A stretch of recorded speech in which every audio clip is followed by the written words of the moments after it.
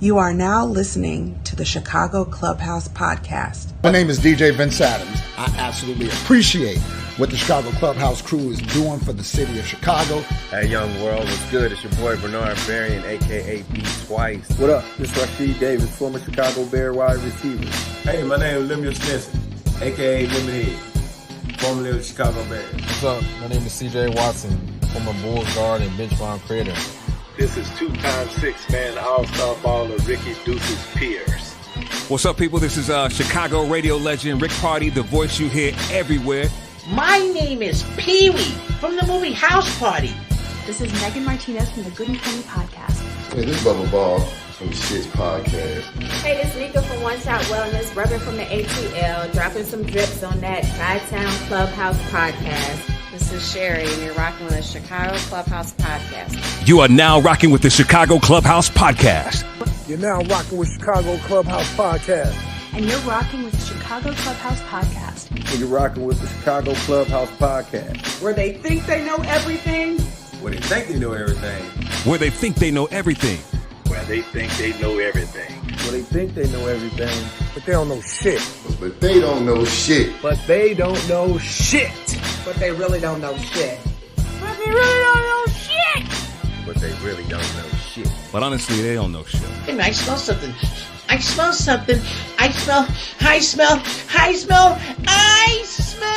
podcast. The Chicago Clubhouse Podcast Show. They really don't know shit. You already know what time it is.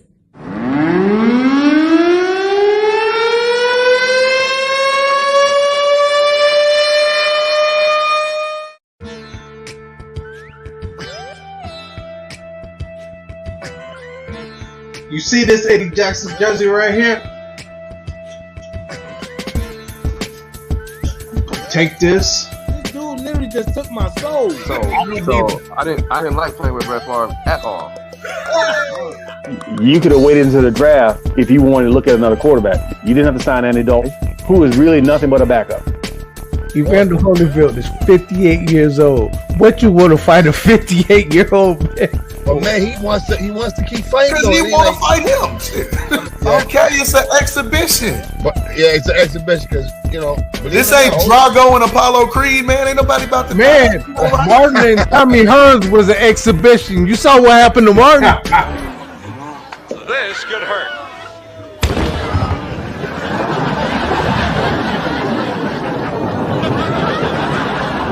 Thanks, Hayden. Nothing but the best. Okay. All right. Hey, bro, tough for real, man. Yeah, man. He like tougher than some grown folks I know, man. So that as a coach, your job is to give your players the best opportunity to have success. Michael Jordan, when he came back at LeBron James' age, he was a straight up nothing. That is blasphemy on his computer right now. Because I'm gonna tell you something. Without Dennis Rodman, I couldn't see them winning like they did those second three championships. I can't see it. I agree. And now I'm the voice of SportsCenter on ESPN. Now on SportsCenter. Tonight, LeBron James.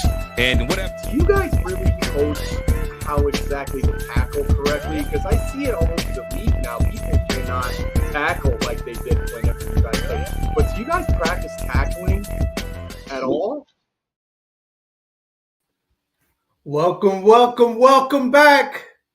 Welcome to the podcast where we think we know everything, but we don't know shit. But what we do know is this weather is fooling the fuck out of us, isn't it? It was like 70 degrees, like a week and a half ago? Yesterday it was cold as hell, wasn't it? Man, today was, it was like 50 degrees, so it was all right. This weekend is supposed to be like 70 again. It snowed yesterday. This weather crazy as hell, man. It doesn't know what it wants to do. But man, speaking of the weather, we got a cold guest for you today. The quarterback crusher, But before we get to the quarterback crusher, let me bring in my all-star team. First up, my man, the stat man, who knows every single stat from 80s and 90s basketball and football, my man, JB. What up, JB? What up, T? What up, Clubhouse? What's going on? Shit, man, I'm just waiting for the weather to get nice so I can barbecue. You know how black folks is when it's nice out. We barbecuing. It's going to be a barbecue. So you already know what I did last Sunday then. What's that? Barbecue. So did I. See? Hey. So did I, man. I put some burgers and dogs on it. It was kind of just a warm up, you know. Mm-hmm. Slight work. Usually I get fancy, you know. I put some salmon out there, dress it up with a little bit of lemon, put it in foil, but I ain't do all that this time. They're just I don't know how to baby step, so I did. Yeah, I know you. Real hot links, a half of salmon, jerk chicken thighs, roasted vegetables. I baked a sweet potato on the grill. You know what I do. You are the one-up champ. You are the one-up. No matter what I say, JB said, well, yeah, you know, but I did this, though. I don't mean to be. I'm just saying, if I'm a grill, I'm grilling. You that guy, though. You that guy. You always say you're that guy. That's okay. But let's bring in the other part of the All-Star team. My man who has no filter, Foul Mouth C. What up, fellas? How y'all feeling today? What up with you, man? What up, man? Just recovering now. I was under the weather last week, so understandable. You know, it hits the best of us, brother. It hits the best of us. It was just your time. Yeah, you trying to be romantic with yourself, man? You ain't got no light in the back. Nah, I mean, shit, I'm bright enough. Shit, I don't need no more light in the back. Right. I don't need no more light in the back. I'm bright enough. I'm maybe about to turn my socks cap backwards. Uh-oh. Is that a little bit better? That guy looks like a gangbanger. I know, right? I ain't got shit cocked. I'm all about peace, baby. It's not about rap. He's all about rappers. All about While y'all two I'm over there grilling and the shit. Sitting over there trying to one up one another. Well, I grilled the pig. Well, I grilled the damn alligator. Hey, you drinking your Kool-Aid tonight? Oh, you already know. My pina colada is on deck. Yes, sir. Oh, my God. What you drinking on, JB? Well, as you know, per the last few shows. One up. I'm drinking the Terramana. Shout out to Fam. Shout out to Fam for the Terramana. And then for my boy Frank Marshall, you know, I got the bourbon, I got the whiskey. Right. Whiskey is like the universal language. Well, not universal, but the language between you and Frank. Hey, my man, Bullets. Bullets on early? Yeah, Bullets. Yeah, I know, right? What's up, Bullets? Zima. But hey, man, so let's talk about our guest, man, the quarterback crusher.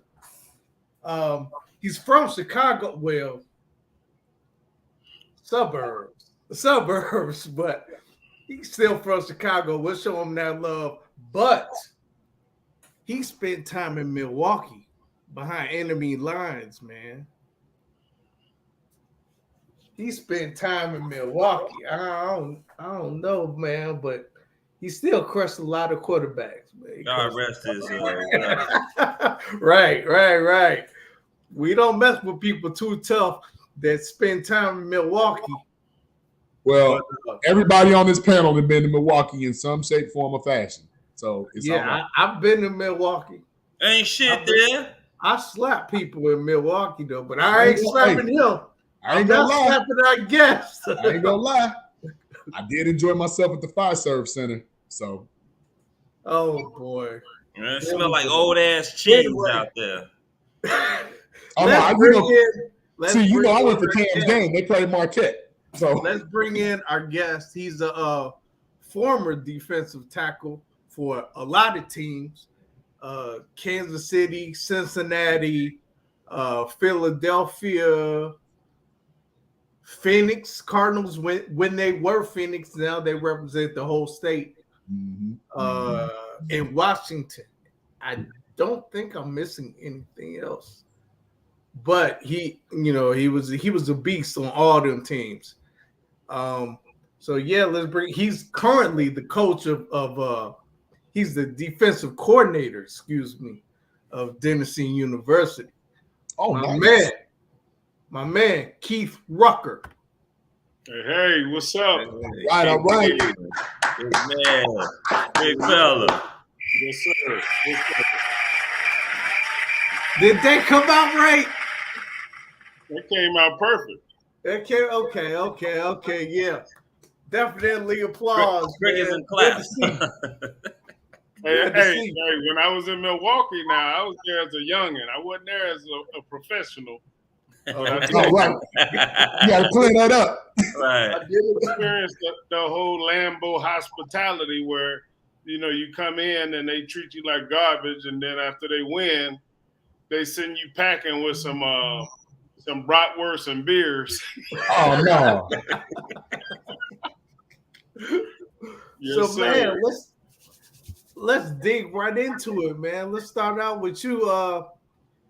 You spent, up till sophomore year in high school here in Chicago, University Park? Yeah, Harvey, University Park, Country Club Hills. I did the whole South Suburban tour. Oh, boy. And as a sophomore in high school, we moved out of Country Club Hills and moved out to Frankfurt, which, me and my brother and sister were the only blacks in the school out there. And my mom was working. She was a security guard at Eisenhower. So she would leave first thing in the morning, man. Didn't know if we went to school or not. And I mean, and I'm sure I talked to you about that journey, man. It was tough, but athletics was what really kind of bridged my gap. I didn't have anybody that mistreated me because they was like, oh man, we got this big 6'4", 300-pounder that can play basketball, he can play football, he can do track. So we're gonna walk in. What? Wait, hold on. 6'4", 300 pounds running track? Well, I didn't run track. I threw the shot put in discus. So that's the field part. That's the field part. I ain't running shit. Okay. Track and field, that's the field. Yeah, but still, but I will that's say, still impressive. Yeah. But I will say my senior year of college, when I went to the NFL Combine, I was 348 pounds and ran a 4.95 40. Damn. Hey, what was dude's name in the combine? The big dude. You talking about dude from Georgia? Yeah. Yes. Yeah, you talking about yeah. I think it's Jordan. Yeah, that big mother. Yeah. Yeah, that big dude. You talking about unique. You don't see nobody over 300 pounds and run the time he ran. And he was at 40 or 50 when he ran it. But, it's all, athletes are athletes, man. I grew up at the park playing hoop with my big brothers. The running, the jumping out the gym, the whole deal. We did all that, man. So, it's some special big boys in the league. And I love watching them guys because nobody expects them to do it, but it's something they've been doing all their life. So they don't know anything else. You know what I'm saying? So that's how, when I was in college, for instance, I won 5 national championships in shot put and discus, but at the same time, go to the combine and run a 4.95 and all eyes start opening. According to Mel Kiper, I was supposed to be the second or third D lineman drafted, but I'm sure. In 93? Huh? In 92, 93? 92, yep. Oh, man. Behind Bill Johnson from Michigan State. That's what I was supposed to be behind. Absolutely. So so with all of that came, I was and a lot of people I talk when I do my guest speaking, I let kids know, it ain't where you from, it's where you at, but it is the journey as well. So my journey, I was the first Division III college football player in the history of college football to play in the Hula Bowl. Wow. And I mean, I used to watch the games when I got home from my game on Saturdays, and it would be, the Florida States, and Dave Klingler was the guy at Houston at the time with the run and shoot. And all of a sudden, January after my senior season, I'm on the same field with all those dudes. If I listed to you the name of guys I played with in the Hula Bowl, your eyes will roll in the back of your head. I played with Carlos Snow from Ohio State, Vaughn Dunbar from Indiana. Vaughn Dunbar, running back, yep. Had all the Big Kirkland was my safety on defense when I played in the Hula Bowl. So I was there with the dudes that I used to go home and watch after my Division III football games. But it just kind of, for me, it just went to show that if you got what they're looking for, you have an opportunity. And that's what I had. I had an opportunity coming from Harvey, like you said, in the South suburbs. I journeyed all through the South suburbs. Harvey, we lived in Country Club Hills, lived in UP, lived in Frankfurt. And again, it was just about an opportunity that was presented for me. And my brother, who was, like I told T when I first ran into him in Indy, he's my dad. When I was, my dad died when I was a year old, and I'm the youngest. So my oldest brother was that's my pops. To this day, I call him my pops. But what he did is he laid down this map in front of me and said, if this is where you want to go, these are the things you need to do to get there. And at that point, I was like, man, let me go and do what I do, because it was all I knew. I mean, I started playing football when I was 6 years old on the Harvey Colts. Harvey Colts. Oh, Lewis Wallace and them guys. Yeah. Bro, so I came up through it and I never played with the correct age group because of my size. You know what I'm saying? So when I was 6, I played with the 8, 9-year-olds and so on. So I had a great opportunity, and and one of my biggest bragging points is like back in the 90s, there was a year where every NFL team had a representative on their team from Harvey, Antoine Randall, Ty Street, Barry Gardner, Nate. Tell them about the Wildcats, man. Tell them about the Wildcats. THS, baby. See, what a lot of people don't know, Keith, is, and you can attest to this, that Harvey Colts, that was a factory for like 20 years. Yeah. Without a doubt. If you played for the Harvey Colts, you was going to college, period. Yeah, absolutely. No question asked. No question asked, man. It was a great upbringing. I watched my older brothers. Again, I'm the youngest of 8, so I watched my 3 older brothers play through Harvey Colts, play through Thornton. So I knew what it took because I had somebody laid the groundwork for me. So it was all love for me once I got to the high school level. So once you got your legs, so to speak, and it was time to make that decision, what made you comfortable with the college that you chose? Because a lot of people, they shy away, athletes rather, shy away from the Wesleyan colleges. You know what I'm talking about. Yes. And here's the thing too, JB, another thing I talk about in my guest speaking to kids, to let them understand that you don't have to go the traditional route to get where you want to go. I went to 5 high schools. So the first high school I went to was Rich Central. We got kicked out of our apartment in Country Club Hills. My mom took us out to Frankfurt. I went to Lincoln Way. Lincoln Way. Went out there and did my thing. And my brother, who raised me, was in dental school at Marquette Dental School. And he came home like asking mom, because he was the man of the house when my dad passed. So he was like, "What's going on with the kids?" And my mom was like, "Well, they hardly going to school because I'm at work. Can't monitor them like I need to." So what ended up happening, my brother was like, and I mean, in so many words, he's like, pack his shit. He coming to live with me. That's it. That's all. And he took me to Milwaukee. I went to Milwaukee West Division. That was my third high school. That school closed and turned into a school of the arts like Fame. And you don't see 300-pound brothers in tutus. No. We had to make the move, right? So that school closed. That was my third school. So my brother busted me out to West Dallas Central High School. And when I was out there, again, I was the only black in the entire school. So, but again, the athletics kind of bridged that gap where I didn't have any distractions or issues. Right. Okay. So that junior year ended. That was my fourth high school. My brother graduated from Marquette Dental School and went to Cleveland to do his dental residency. So I ended up going out there and finishing high school at Shaker Heights High School in Cleveland. And that was my fifth high school. Got a scholarship to go to Eastern Michigan University. Went there and balled out my freshman year. And I was part of a program that was not traditional. I mean, I was 17 years old when I went to college, and they told me, hey, don't worry about classes, don't worry about tests, be at games, be at practice, be on time. Oh, wow. So you Say didn't that have again. to Say that do again. no work. Be at games, be in practice, and be on time. Real simple, right? Not to Kids, mention, don't y'all do that. Hey, Don't y'all do that.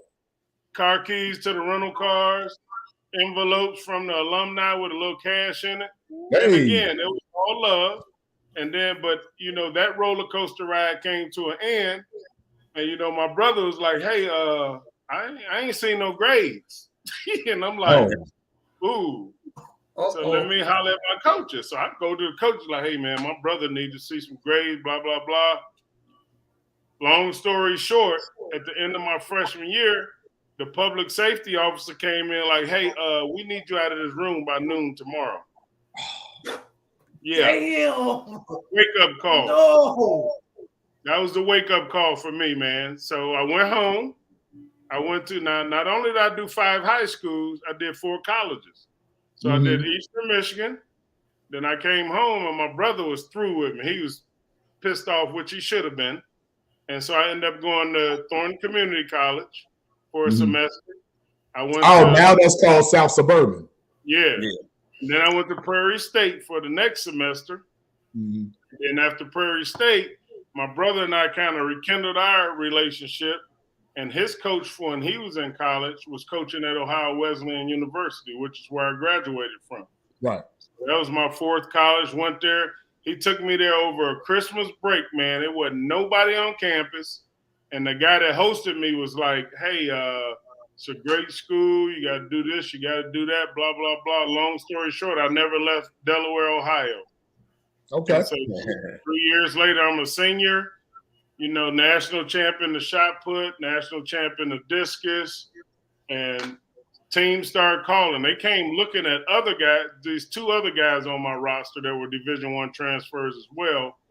And they said to me, hey, you know, you got a chance to play at the next level if you willing to work and sacrifice. And so that's when I was like, okay, so the Hula Bowl came available.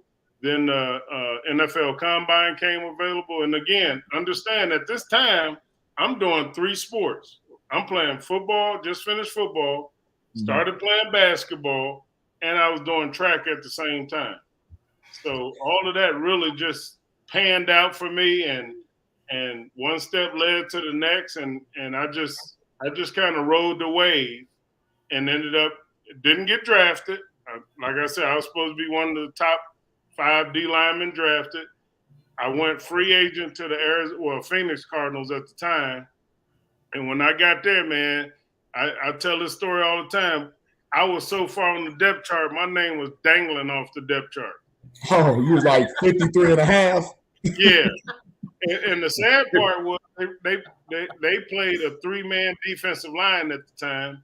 And that meant I had to really be a nose tackle because I couldn't play either one of the ends. Those were more the over guys. And so in about week 4 of my rookie year, the Cardinals changed our defense in order for me to start with Eric Swan. With Eric Swan, right. Right. Man, So Eric Swan you changed the whole. You changed the whole scheme then. Yeah. If I'm not mistaken, if I'm not mistaken, to accommodate you. Yeah. Wow. That was your rookie year. Eric Swan came behind, and y'all had like Ricky Prohl, Johnny Johnson, Tim Rosenbach, right? Yep. Them was your guys, right? And let me tell you a funny story now. Johnny Johnson, my rookie year, Johnny Johnson was holding out. So me being the low man on the totem pole, I got released to bring him in and see if he was going to stick. So when they released me, they also released my roommate who was on the practice squad. Gotcha. So now it went outside of football. It went into life because me and him was living in this $1,100 condo a month, and he got cut. So that meant I still had to. Somebody had to pay $1,100. Someone had to pay, right? So it ended up coming out that they ended up keeping Johnny Johnson. They got rid of somebody else. But what happened in my first 4 weeks in the NFL? My first week, I was on the roster. We went to play Tampa Bay. Coach came in the night before the game. Was like, "Hey, Rupp, gotta be ready to go tomorrow, man. It's hot and humid out here. We're gonna need you." Blah blah blah. I played 2 snaps, and they were both field goal blocks. And the next week, we played the Philadelphia Eagles, and they, it was such a horrible game, and we got beat so bad. The Arizona fans in Phoenix was chanting Reggie for Reggie White when we left the stadium. Oh, no. So then the third week, we're in the bye week. And then the fourth week, we come back and play the Washington Redskins. I played against Jim Lachey, had 8 tackles and 2 sacks. I remember Jim Lachey, yeah. Yeah, from Ohio State. From Ohio State, yeah. So then the next week, they changed the defense. We was playing the Dallas Cowboys the next week. And hey, here's the funny story. I don't know if you remember Fritz Shermer, defensive coordinator. Of course. Fritz Shermer created that 4-man defense, and he called it the Big Nickel. Oh, okay. I didn't know that's where they came. I didn't know he was the innovator of that. Yeah, so here's the funny piece. And, our defensive line, all young bucks. I don't think anybody. It was me, Swan, Mike Jones from North Carolina State. He was a third-year guy. And another rookie, Mike Bankston from Sam Houston State. Right. Left DN. Yep. And so we our funny piece was, what Fritz really wanted to say. And they're like, what? Not Big Nickel, but Big. Yeah. Don't say that. Don't say that. And so the next year, we were in the NFL. We were on the cover of the annual program as the first 300-pound defensive line in the history of the NFL. Across the board. They called us the Young Guns. Ooh, that was a lot of beef on that line. Oh, man. Hey, ask it. Emmitt Smith hated us. You were I bet he did. I was there 3 years. We played the Cowboys twice a year in the NFC East at the time. He never rushed for more than 100 yards against us in 6 games. There you go. That was my big battle, man. Nate Newton, we banged twice a year. That's a big boy too. Like we ain't know no better. So I'm gonna let everybody in here in a little secret. Keith, you played against my uncle, number 73, Philadelphia Eagles, Lester Holmes. Oh yeah, I know Lester. Lester. That's my uncle. Wow, yeah. Okay. Yep. Big I had to go back in the archive. Like, y'all had some epic battles. Oh yeah. You Swanee on that switch, on that stunt. The NFC East back then was truly 3 yards in a cloud of dust. Yep. Truly. All trench. Every single team, whether you were winning or not, the trenches is what it was about. You better believe it. I mean, you're talking about Emmitt Smith in Dallas. You had Rodney Hampton in New York. Yep. You had Ricky Waters in Philly. Yeah, and Keith Byers. You ain't have a day off. And Randall Cunningham. Yeah. Oh yeah, Randall. Did you One of ever our sack? greatest games, Did you man. ever get to sack Randall Cunningham? I did not. No. I said I did not. I did not. Now, out of my maybe 10 sacks in my career, John Elway, Dan Marino, my brother actually still has the football from when I got a sack forced fumble against Steve Young when he was on the 49ers. So it's some names out there, and all Hall of Famers.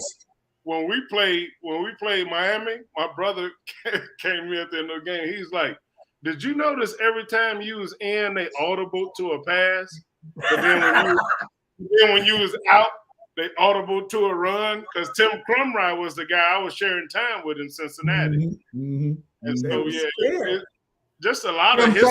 And you was with Big Daddy Dan Wilkinson, right?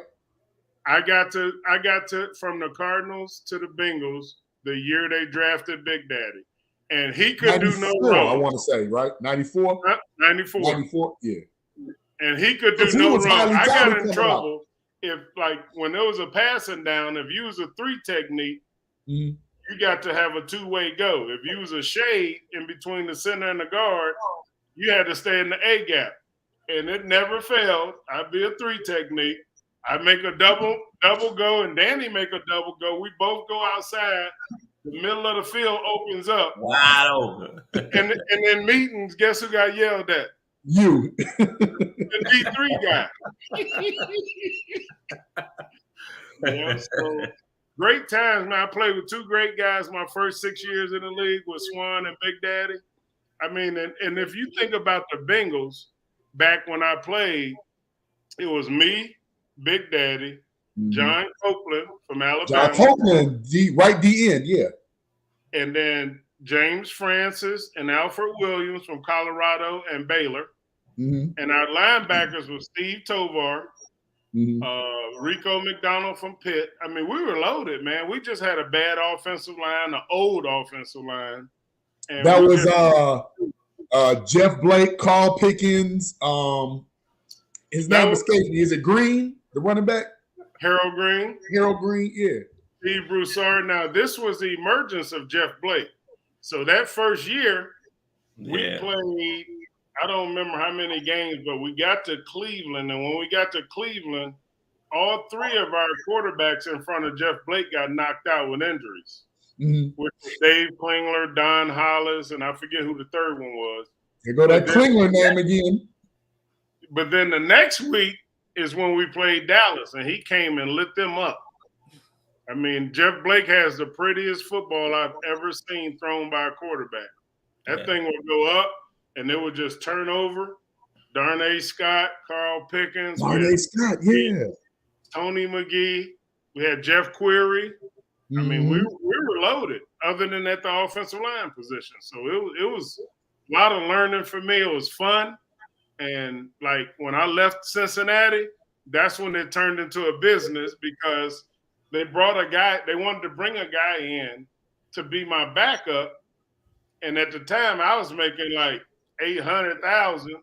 And, I mean, that's chunk change to these dudes nowadays. Yeah. And they wanted to bring a guy in who was making $200,000-$300,000, and my thought process was I was born that night, not last night.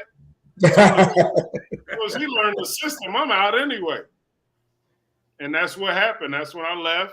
And then the politics of the NFL, I went to work out in that offseason after that last year at Cincinnati with the Patriots and Bill Parcells. And Romeo Cornell was the coordinator. And he was like, Bill, we got to sign him. So I went and sat in Bill in Parcells' office. He's like, hey, man, I just want to let you know the Bengals doing you some injustice right now. I said, what's that mean? He was like, I called and found out how they're releasing a 6-year starter in the NFL. And they said you were overweight, out of shape, uncoachable, and a locker room lawyer. And I said to him, I'm like, what's a locker room lawyer? He was like, shit, I was about to ask you. I was about to ask too. What is that? So I was like, damn. So, I mean, it took me probably 2 months after that to get signed. That's when I signed with the Redskins. Actually, let me change that. I signed with the Eagles at the end of that season. I was only there 2 weeks.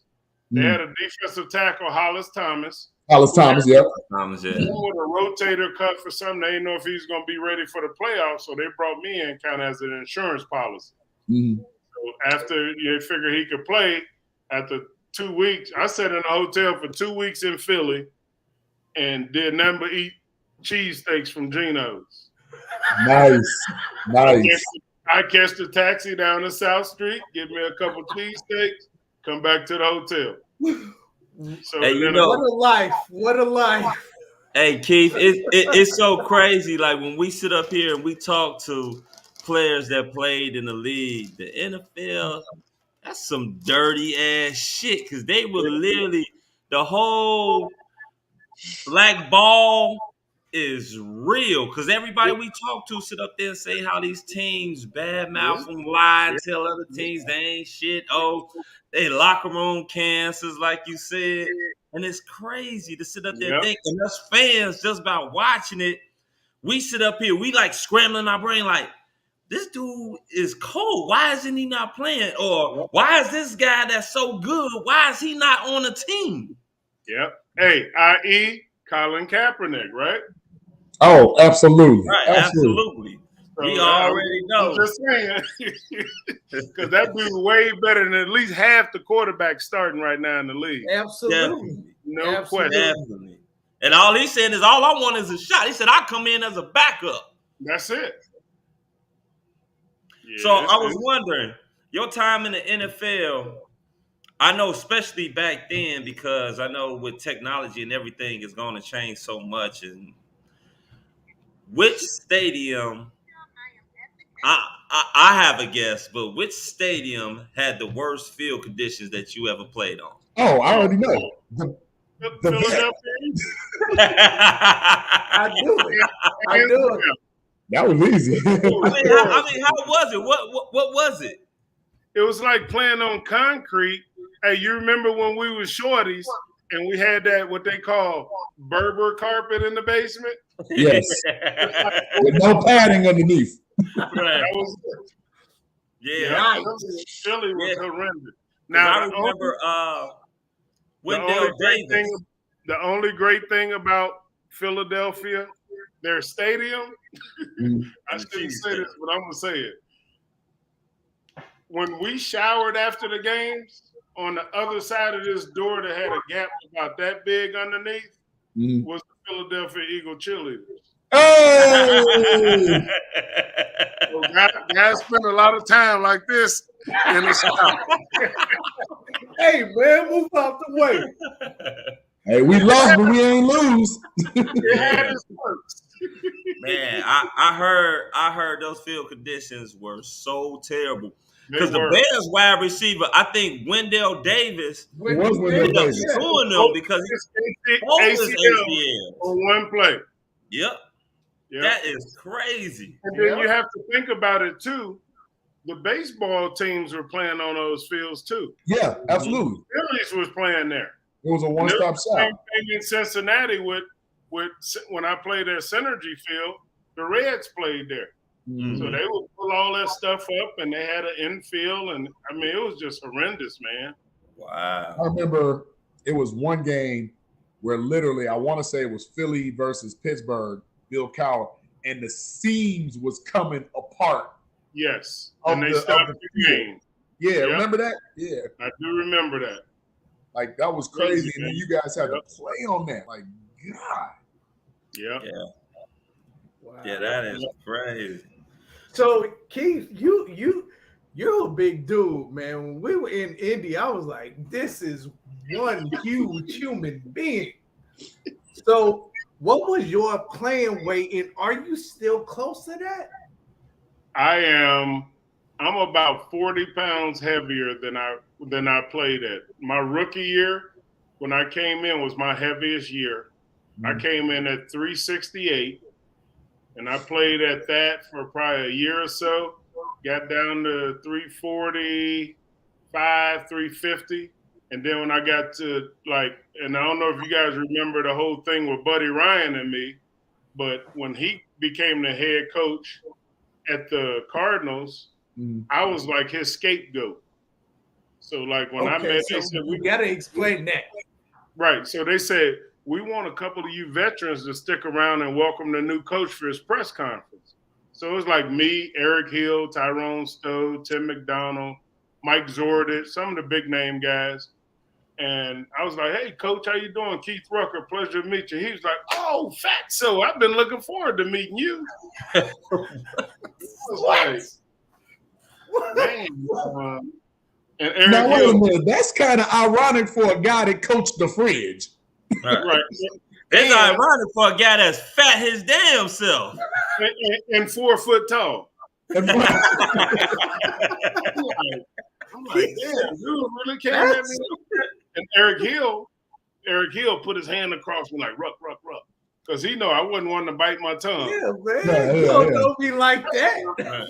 In their press conference, I said, hey, coach, if you don't mind, I'd love for you to call me the name my mom gave me at birth. He was like, I like Fatso better. And I'm like, what? Wait a minute. Wait. No. Yeah. This took place like right at the end of the press conference. And then leading up into like answering your question about weight, he was like, hey, we want you to lose about 15, 25 pounds and come back in. So I went to this Duke Diet and Fitness Center down in Durham, got down to like 325. Oh, snap. Came back and got my ass entirely kicked all over the field. They were double teaming me like crazy. And I was like, coach, I can't do it. And so my agent was like, look, this is what we're going to do. We're going to get a plot together to get you out of Phoenix. And so he's like, I want you to gain some weight.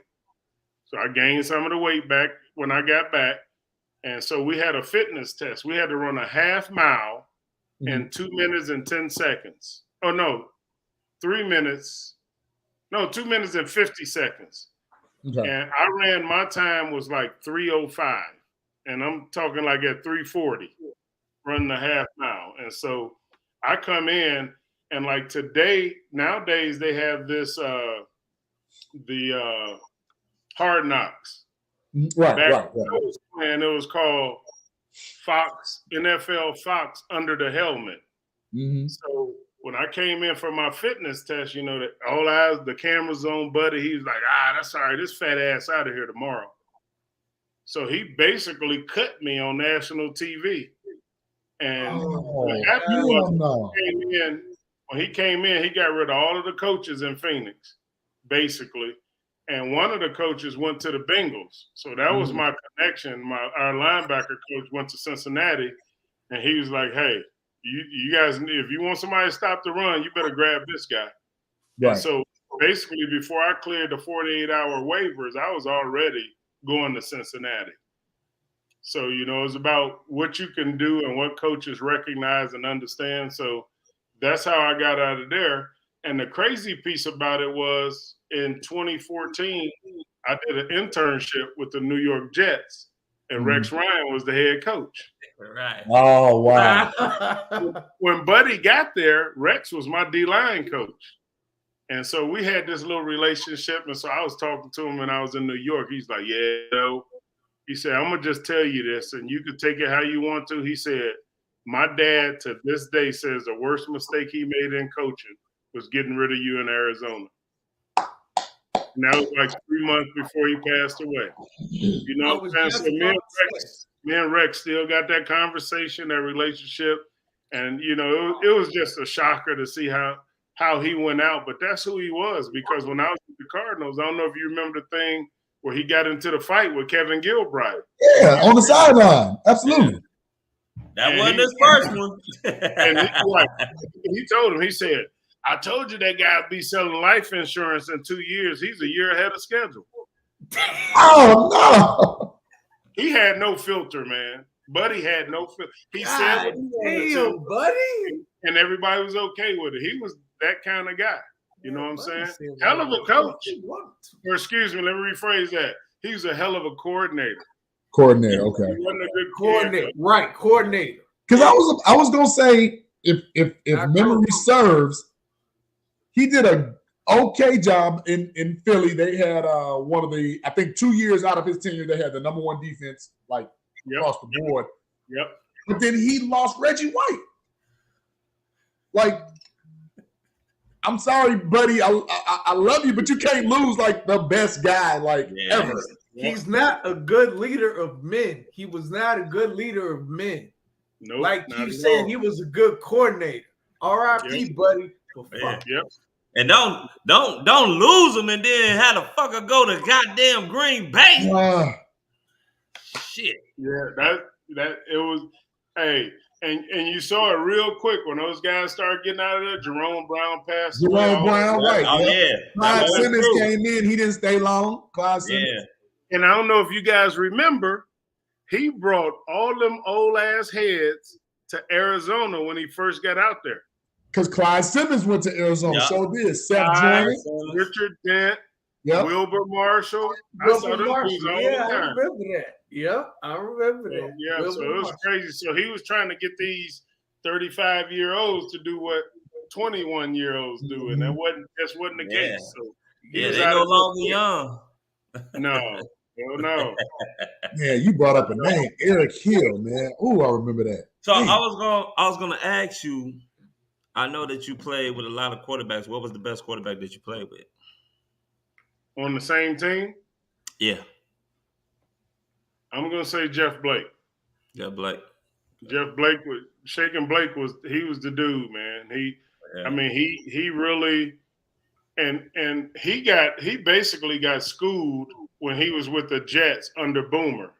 Because I remember talking to him after the Cleveland game, and I was like, man, I said, and I'm a D lineman. I'm like, what's your first read? He like, I'm checking them safeties out, see if they one high, two high. That lets me know if I got the out routes or if I got the seam routes. He was the one that kind of taught me what a quarterback's looking at when it's a passing down. Mm-hmm. And so he just understood the game, and he made sure that he didn't have one guy. He had 2 or 3 or maybe 4 weapons, and he utilized them. And so to me, I thought that made him one of the top quarterbacks I play with now. And then when you think about the Cardinals, like JB was saying, Tim Rosenbaum was old as dirt when I got out there. Right. You know what I'm saying? So I'm like, and then now check this out. In that Tampa Bay game, we lost all 3 of our first 3 quarterbacks in that game. Dang. Santana Johnson knocked 2 of them out. And so I remember him. Dang. Yeah, Tim Rosenbaum got knocked out. Chris Chandler got knocked out. And we finished the game with Tony Saka from Penn State. Damn. Yeah, so it was tough. So then I got to the Bengals, and we had Dave Klingler, and I had a stereotype against Dave Klingler when I got there because from the Hula Bowl. Yeah. Yep. So he was the quarterback of the West, and the first game, if you go back and look at that game, I chased him out of bounds on the first play of the game, and he didn't play anymore. Because he said, my agent told me if I felt a threat of getting hurt to pull myself. Dang. So when I got to Cincinnati, I was like, that ain't the guy I want to play with. Right. So he don't have it. His backup was Don Hollis. He got knocked out. And then they brought some other blonde hair dude in there. And he got knocked out. And then Jeff Blake took over the helm, and that was it. That's crazy because at that time you just named 4 quarterbacks on one team. Yes, that's unheard of today. Yeah, unheard of. Bang. But clearly necessary back in your day. Yeah, and then when I got to Washington, one of the funniest quarterback stories was, I don't know if you guys remember Gus Frerotte. Oh yeah, Redskins when he played Detroit and gave himself a concussion. Concussion from headbutting the stanchion. He ran into the wall. So, yeah. So after that was the emergence of Trent Green. Trent Green became our dude. And then when I left there and went to the Chiefs, well, when I went to the Eagles. I know Rippon was the backup. I forget who the starter was. But then when I got to Kansas City, No. Give me the year. Give me the year. 97. Was it still? No, it wouldn't have been Rodney. Rodney Pete would have been gone by then. Remember, you had that brief stint where it was Randall got hurt and Rodney Pete emerged. That was right after Randall and Jim McMahon. Remember? Right. So it might have been Rodney. It might have been Rodney.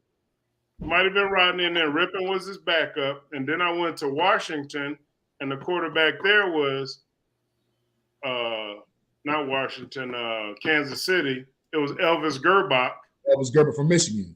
Yeah, and then he ended up getting hurt or something. And then there was the quarterback, the lefty from Steve Young. Steve Young was in Kansas Yeah, City? Steve Young. Remember that? 97. Oh, wow. Yeah. I don't remember Steve Young going to Kansas City. Damn, I mean, damn, still Trap. I didn't think that you would forget that.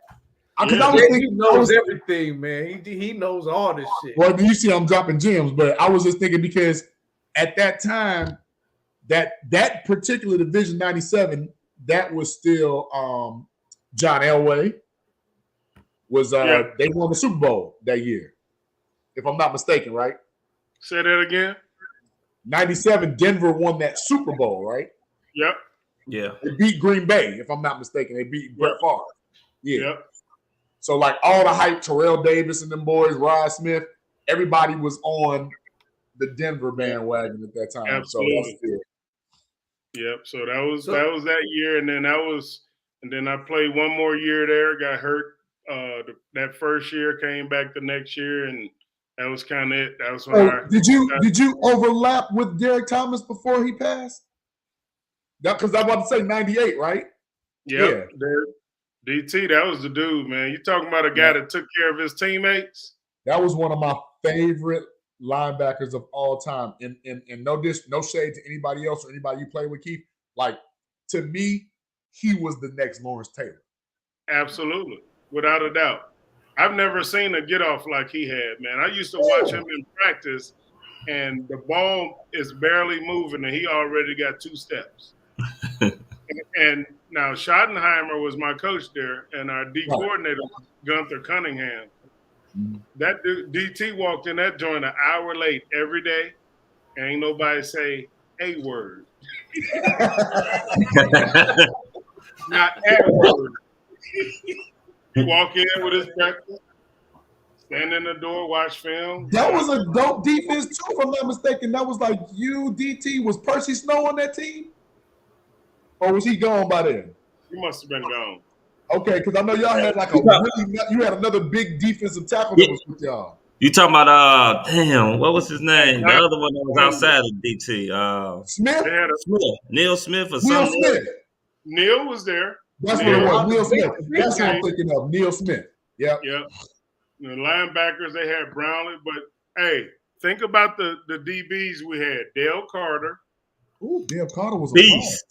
James Hasty. I remember James Hasty. Yeah, I remember James Hasty. We were and Speed guys. I remember we played the San Diego Chargers, and I forget what receiver they had. And Gunther then went to Dale Carter like DC.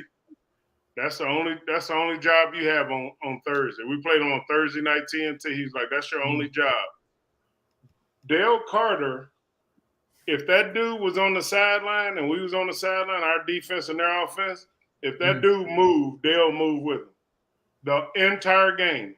Across the field. He had across the field. Had eyes on him, shut him down. And that was one of the funniest, they talk about those quarterback moments. That was they had Stan Humphries was the quarterback of the Chargers. Yeah, he took him to the Super Bowl in '95. Yeah, and he got sandwiched with DT and Neil, and dude was on the field out. Right, our training staff went out because it was in Kansas City. And they're coming back to the sideline and they're dying laughing, the trainers. And I'm like, I said, damn, what happened? The doc was like, we asked dude if he knew where he was, and he said, my mama told me not to have company. Done. done. I was like, golly. Yeah, it's good times, man. It was a Oh good my time. goodness. Hey, that's crazy. That's hilarious. So That's do like you, the Snickers commercial. I'm Batman. man, so do you still follow do you still follow the NFL today? You know what? I do. I follow the Bengals mostly because after I Mm-hmm. did my internship with the Jets in 2014, in 2015 I did one with the Bengals when Marvin Lewis was there. Oh, And okay. Jackson and Gunther, trying to think who I was at, Vance Joseph, all those guys was there. And, you know, at that time I was trying to get to that next level, and all they talked about was make sure you stay in touch with us. And like the next year, 3 of the 4 coaches on Marvin's staff got head coaching jobs. Right. I remember that. Yep. And Vance got a raw deal in Denver, though. I got to say that. Absolutely. He got a raw deal. He really did. I totally agree. And I just remember talking to them guys, like, you know, because they said that to me. And so they got the job. I'm calling. Man, you talking about it's hard to get in that fraternity, brother. Oh, yes, sir. Oh my God. Because especially when you this complexion. Right. This complexion here, man. But what I wanted to say was not enough credit, in my opinion, maybe my opinion only, doesn't go for the Marvin Lewis coaching tree because he's got a pretty extensive coaching tree. A lot of people don't know that. Yes, he does. Yes, he does. And you know, let me tell you what a small world it is, right? My roommate I played with on the Cardinals with, Alfonso Taylor from Temple. His son, Alfonso Jr., he's in like his senior year now. He went to 2 or 3 different colleges, and his dad kind of got ill over this last year. So he's like, you know, I'm coming home, and, you know, I want to finish up at least school. So I'm like, where you want to go? And he's like, ASU.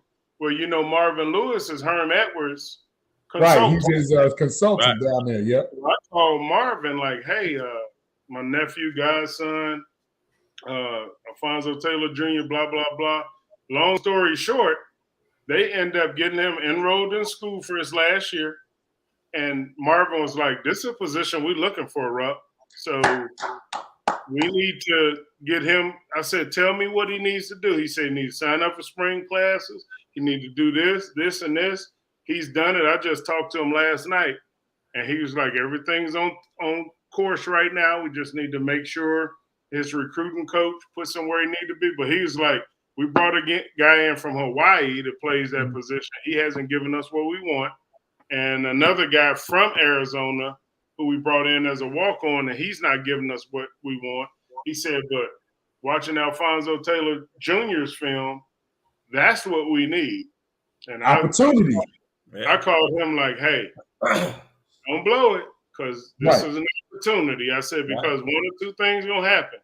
You're going to embrace it, or you're going to turn over and drop it. If you drop it, somebody's going to be so close to you, it's going to scare the hell out of you. Yeah. You know what I'm saying? Yeah. So that tells you that small world and being able to pick up the phone and call somebody. I mean, it's unbelievable. I mean, that is the world, essentially. You know, nepotism is still key. Ain't about what you know, it's about who you know, baby. Yeah. There it is.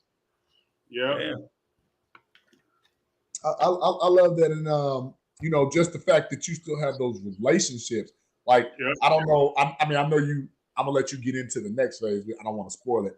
But prior to what you're doing now, do you still have aspirations of getting on that field in the coaching realm and stuff and getting that fellowship back? Absolutely. I mean, I'm you know, I just actually, that's when I met T. I was in Indy doing a coaching workshop that the NFL puts on. And what happens is you get nominated by a team. So Eric Ball, who played running back on the Bengals, I remember Eric Ball, the coach on the Bengals now, and he nominated me for the workshop because of all the relationships. Like Dave, I think it's Miranda, the head coach from Baylor. He came in and spoke. Okay. We got to sit down and meet with the GM from the coach. We sat down and talked to Frank Reich, was our last speaker at the workshop. So, and that's kind of what that was about for me, because Eric Ball knows my desire and where I want to get to. And he was like, well, you know, as much as I can, I'm going to help put you in those places to further those relationships, and that's what it's about. Because everybody I talked to at the workshop was like, look, here's what you got to do. You got to know what your why is and be able to express that to them. And secondly, you got to get in with guys you have relationships with. Don't call somebody and say, yeah, you just got the job. You looking for this? Whereas if you got a relationship with that guy, you can stay in touch with them, and they know you looking. So when they say, oh, man, I need a D-line coach, and be like, oh, let me give Ruck a call.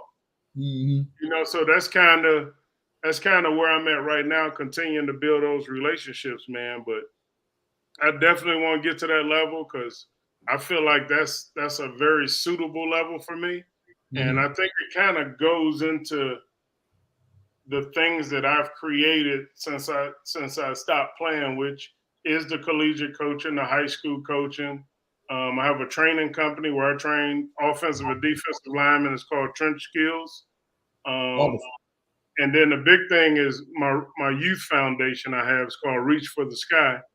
And it's a free camp that I do for it's football and cheer. We started in Harvey at Thornton. And it started out pretty good. And like, I don't know if you guys know a lot about Harvey, but the mayor of Harvey grew up with my brothers and sisters. And I graduated from Thornton, so. Yeah, so Buck. Yeah. So Buck was my gym teacher when I was nice. You know what I'm saying? So I'm reaching out, have him come back as my inaugural speaker. Well, he came to my camp to speak and got upset because his name wasn't on my camp t-shirts. So here's my shirt. It has nothing to do with my name. It's about the foundation. And so I'm talking to this guy, one of his security guys, and I'm like, where'd Buck go? He's like, who? I said, Buck. He's like, you mean Mary Kellogg? I said, well, his name was Buck when he was my gym teacher. So that's what I'm calling the Buck. Yeah, so he got upset, and I'm like, he was like, yeah, he left because his name wasn't on anything. I said, well, do me a favor. At this point, we was using Thornton for free. And the next year, before I left, I said, well, tell Buck, he want his name on my t-shirt, make $1,000 donation. We'll put it wherever he wanted. And so the next year, I come back to Thornton to reserve the field. Guess how much they wanted to charge me to use it? $1,000. So we went. We had it a couple parks for a few years, and then we went out to Homewood Flossmoor. They got a big soccer field out there that they use, and we did it out there for about 3 years. And then I was driving out to my mom's house in UP one day, and I saw the Matson Community Center. So we ended up out there for like probably 8 or 9 years. And then just last year, the head coach from Rich Central went to Homewood Flossmoor, Terrell Alexander. And so Terrell was like, hey, Ruck, we got turf fields. We got an indoor turf field. We got a sports complex. And so we started there last year. So that's where we're at now. Nice. It's a free camp. We feed the kids breakfast and lunch. They get Camper of the Day awards. They get T-shirts. I mean, it's a nice and the greatest piece for me, the giving back piece is last year. There was a lady came up to me and she's like, can I make a donation? I'm like, yes, ma'am. Go see my wife. She'll take care of everything. So she goes over and see my wife or one of my wife's friends who's at the table. And it was just like a $200 donation, but everything helps. And so absolutely. I want to tell you this story. I said, what's that? She said, those two boys right there, those are my boys. She said, I don't know if you remember them. And I was like, I remember him. I said, he's a baller. She was like, he started in your camp 7 years ago. He's going to be a freshman in high school next year. Oh, wow. And Brooke and everybody's all over him. So I said, this is what I want you to do. I said, he spent his time here as a camper, and the ages are 6 to 14. So when you become 15 or a freshman in high school, he aged out. You're done. So I told her, I said, but here's what we do. Here's the other piece of what we do. We bring those kids that outgrow us by age, and they're now volunteers at camp, and they get community service hours. For high school, that's what's up. That's awesome. She was like, oh my God. I'm like, and one of my camp directors was like, Coach Ruck, you don't remember him? I was like, he was like, that dude is a dog. And he's the littlest dude out there, play cornerback and receiver, but he'll make you miss in a phone booth. I'm like, man, that's nice. You know, so, and again, the big piece, like I was talking about my commissioners, the guys that run my camp, those guys started out on my high school team back in 2004 and 5. And what I did is I took the top 5 guys with attendance to off-season workouts and grades and brought them to Chicago with me. I give them a few bucks, put in their pocket. They go hang out. Took them down to the Taste of Chicago. The first year, they got to meet R. Kelly, got to meet Randall L., all the dudes from this. They like, man, I didn't know they was from out here. I'm like, yeah, that's right here in the hood. Yeah, you know, baby. But now those guys are damn near 30 years old. They come over my house every year before camp, load the trailer. When we get to Chicago, they unload the trailer. I mean, I ride around on the golf court and golf cart and tell all the parents, thank you for bringing the kids out. It's really just watching that ball just revolve and just keep getting bigger and bigger, and the relationships that those guys are building, you know, and all those guys coach football now. So that's awesome, man. It's been real good, man. What, Keith, what are your dates to camp? We'd like to come through and show some love. In Chicago, we do one in Cincy. That's always Memorial Day weekend. The one in Chicago at HF is going to be July 8th. It's the second weekend in July. So the camp is Saturday, Sunday. But what I do is I do what we call a meet and greet on the Friday night before the first day. So I order a bunch of food, drinks, and all that stuff, and we meet and find out where everybody's going to be and introduce the new people to the people that's been working the camp. So that's our Friday night. And then Saturday and Sunday, we come out up to the school. I got a guy from Harvey he helped raise John Witcher. We call him Butch. His son was Danye Witcher, who played at Texas. He ended up dying on the basketball court. He had asthma. I remember that. Yes. So he used to do a basketball camp at Thornton. So at the time when he first started, we joined our foundations. So we did basketball for a day, football for a day. And then he kind of phased out of doing this camp. But he even comes to Cincinnati every year to work my camp here. And then, of course, the one in Chicago. So, but that is always the second weekend of July in Chicago. Keep us with that exact date. I'll be there for sure. Yeah. T and Chris, I hope y'all can join. We would love to support. Yeah, definitely. We don't invest in our kids. We don't invest in our future. So we with you on that. We firmly absolutely. So I'll make sure I send T all the flyers and invites and stuff in case y'all want to pass something out. But everything is free, man. Kids don't pay a penny. They come and have a good time, meet other kids. Never know if they're gonna play together, play against each other. But it's an avenue to come and do something positive and learn part of the game that most people charge for. And we do them for free. And the guys that I bring out are youth league and high school coaches. So who better to do it with than those guys? So Keith, let me ask you this. We're gonna jump back to football real quick. Okay. If you were you're back in your prime, if you were in today's game, what kind of beast do you think you would be? That's a good question. Again, my forte was definitely stopping the run. I tell my players I coach now, I never claimed to be a pass rusher. You know, I had my little sacks and my pressure stuff. I said, but my forte was stopping the run. I mean, I was going to be a two-gap guy, which makes my linebackers all pro every year. Right. When I played with the Cardinals, with Eric Hill and Tyrone Stowe, I knew if I took a double team, I was going to hear the loudest crunch in the world right there. I wasn't worried about that. You know, and like when those guys went to the Pro Bowl, they would be like, hey, got your ticket for Hawaii just because that's how they got there. And I tell the guys now, my D-line, I'm like, keep your linebackers clean, we're winning. We're having a lot of success. And so that's who I am. I tell my players, I've never been a rah-rah guy, but I'm a guy that I knew what I was supposed to do. And I was upset with myself if I didn't get my job done. So I made sure I did it and did it at a high level. And again, like when we played the teams like the Elways and the Marinos, when they were slinging the ball with 4 and 5 wide receivers on the field, most of the time I had my ball cap on, sitting on the sideline. I knew my role, so it was good. So I enjoyed it, man.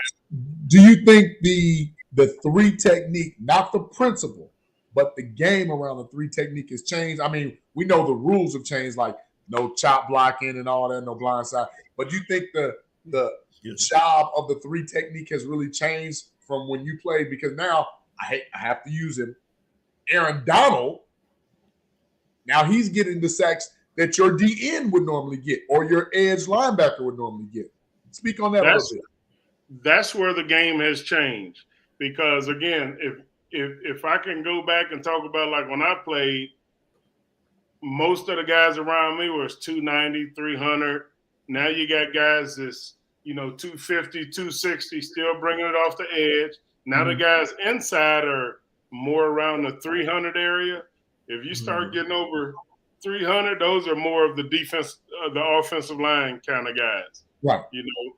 But I think it has totally changed because of guys like the Aaron Donalds and all those inside guys that can still do what we did back then versus the run, but also versus the pass. And one of the greatest examples I have is a guy that Sam Hubbard that plays for the Bengals. Him and my son played high school ball together at Cincinnati Moeller. And Sam Hubbard was a safety, and he was about 6'4" and about 210. Okay. And he went to Ohio State, and they put 30 pounds on him, tried him at linebacker, and he was kind of and then they moved him up another notch and put his hand in the ground, and now he's balling. He had it. Yeah. Okay. It's a change in the prototype more so than the responsibility. Responsibility is the same. Now you just got a different body type doing it. Right. Exactly. So do you think it's a lot faster then, since they're putting these younger, slimmer guys in there? Absolutely. Everything is quicker now. Like they used to tell us when I played, you got 2.5 seconds to get to the quarterback. 2.5. Now it's more like 2. Somebody gonna be looking at you in your face. Right. So it's definitely a different game. It's sped up. And coming out of college, for me, there was like a dual speed change because I was this big 340-pounder in college, getting double and triple teams at this Division III school. Then I go to the Hula Bowl and I lost my mind because it was one-on-one blocks. I'm like, ain't nobody else gonna come block me? Yeah, you won. Yeah, so it changed my whole thought process. And then you get to the NFL, and it's like, damn, they're faster than the guys I used to play against. You know what I'm saying? But heavier and bigger and stronger. So yeah, the game has totally changed to a more of a speed tempo kind of deal. So who's your team now? I'm gonna have to say the Bengals. It'll be the Bengals, and then probably the Cardinals, and that is from a standpoint of my relationship with them. So the Bengals being in Cincinnati, I go down, sign autographs before games, get tickets for me and my family, so we know the players. The Cardinals was the same way. They really started it. Like, they would bring us out for a game. We play in a golf tournament. They take the wives on buses out to Scottsdale shopping, and it was kind of a family atmosphere. And the funniest story is Bears have always been my team. And that was the first game I played against in the NFL in the preseason. And it was in Sun Devil Stadium.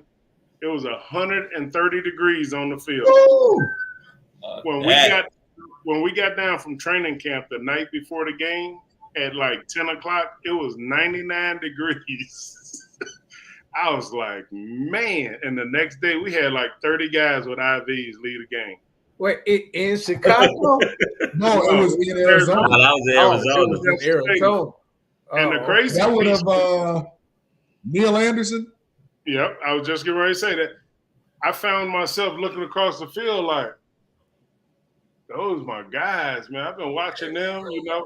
And then the button clicked to me at halftime, like, dude, you fighting for a job. You better change your attitude. I don't have a favorite team no more. It's time to go to work. So and that's kind of how it evolved. But that was my first game against the Chicago Bears.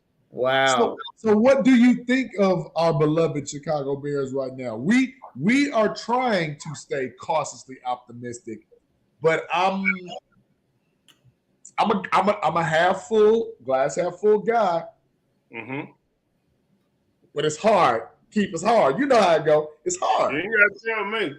I was listening to I don't know if it was earlier or when you were talking to the tight end from the Bears, but you guys were talking about a guy that played at the high school that I coached at when I first retired, David Montgomery.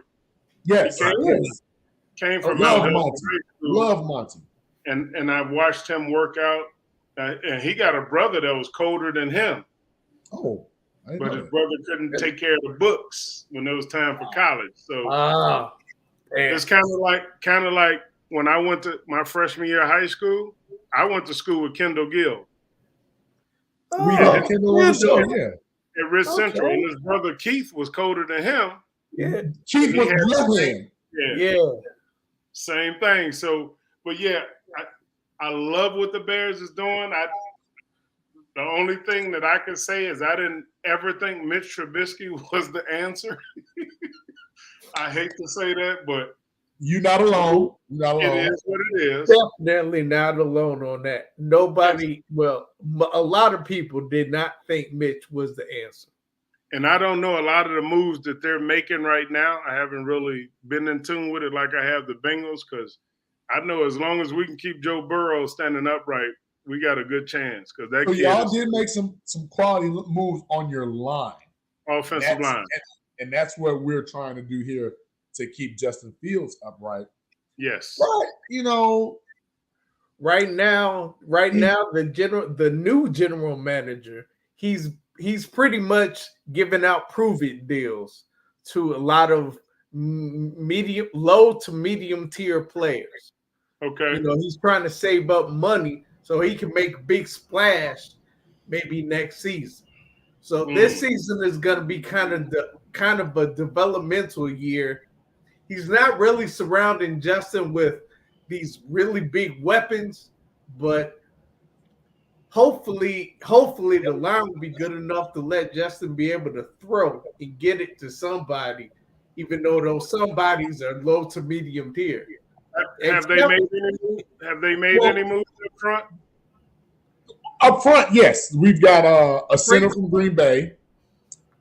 So we're getting there, but something you spoke on earlier, because I remember your defense, of which was y'all calling card in Phoenix. That was y'all calling card. If Tim Rosenbach could stay upright, you all had half a chance. Because Ricky Pro, that was young Ricky Pro. Yeah, he was a ball. He was a ball. Johnny Johnson was one of those guys, and I want to say you had Randall Hill. I was going to say Hill, but Ernie Jones. Ernie Jones, that's what I was thinking of. Indiana you Jones. all had the weapons, but y'all couldn't really keep Tim Rosenbach upright. Yes. Especially with him being an older quarterback. So I'm liking what you're going through, what you went through to what the Bears are going through now. Like, we have had a decent defense, but the offense just couldn't keep the defense off the field because we're not sustaining drives and all that. But now moving forward, you get this new regime coming in and you're saying, we're expecting Justin to take the next step. Yep. But in my opinion, you're not giving him the weapons to take the next step. Which kind of links to your point before, like, we supposed to win with this guy? Right. Yeah. And that's it. Because if you don't give him, here's what I said this about Mike Brown, the owner of the Bengals, for years, even when I played. I'm like, so, and I really learned it when I did the 2015 internship with him. And I went into a personnel meeting and listened to how it transformed. And he would ask each position coach, tell me about the tight ends. Tell me about the O-line. Tell me. And he talked to the tight ends, and the tight end coach was like, well, you know, I'm trying to think of the dude's name now. He stayed hurt all the time. But he was like, you know, we're going to get from him. We know what we're going to get from him. He's going to stay hurt. We just got to try to keep him healthy. And then we got these two young tight ends. The first one, you know, he's a guy that can come in and play special teams right now. He can help us with long snapping and this and that. 2015, was that Tyler Eifert? Tyler Eifert, thank you. And then he said, the other guy, the third guy, he's like, you know, I don't know. He might need another year or two to get ready. So I would lean towards the second guy. And Mike Brown, the owner of the Bengals, said, well, you know, Jonathan, as much as I value what you do here, I would caution you to lean the other way. Oh. I was like, damn. So basically, Mike Brown is telling you, I want you to fix this car, and these are the 3 tools I'm going to give you, even though you need 6 tools. Right. Get it done. Yeah, that's when I was like, ooh. Dang. It's cutthroat, man. We walked in the meeting. Here's the funny piece. We walked in the meeting. There was a guy at the door, handed each one of us a 90-page like roster, if you will. The first 53 had no color. The next 12 had yellow, and everybody else was red. So it's like, okay, these 53 we know can help us right now. These yellow ones, they got a shot of making a move. The red ones, they're camp bodies. That's that 90. That's that 90 right there. Yeah, I was like, that's deep. You know what I'm saying? Because you're looking at these kids that are in the red, and they don't have a clue that they don't have a shot. Wow. And because of the way they practice now, things have really changed. Like when I went to that practice in 2015, that first practice was over, and I'm looking at the D-line coach like, what's next, coach? He's like, that's practice. I'm like, what? I mean, they out there. Oh, right, because no hitting. Yeah. I'm like, and then on Sunday, they have live car crashes. Yeah. And everybody wonder why people get hurt every Sunday. That's why. We practice, and when I was with the Cardinals, there were times we practiced 2-3 times a day. Yep. Banged. But we didn't get hurt during the games because we were accustomed to it. We knew how to fall. We knew how to hit people. We knew how to gang tackle. And that's why some people say now the NFL is soft. Yes. And the sad part, I never forget this kid from Arizona State, D lineman. And he reminded me of Geno Atkins because Geno was there that year. Geno was there in Cincy. He was a dog. Yeah, a true dog. And I'm looking at this dude from ASU. I'm like, that's Geno Jr. right there. I mean, he had the burst, the quick trigger. But guess what? He didn't have a chance because they didn't practice. They didn't bang. Oh, he didn't get to show. Nobody got a chance to really feel like that. Yeah, so and like the next, he might have made it the next. He might have been on the practice squad that first year. Then the next year he ended up in. I mean, you know, and that was another reputation that the Bengals have is we draft guys high, bring them in, let them go. They stay maybe 2 years, 3 years, then we let them go, and then they're all pro the rest of their career. Instead of investing in them staying and that investment starting to pay off for us, we send them somewhere else. Aren't you all about to do that with y'all safety? Who? The Pro Bowl safety? Bates?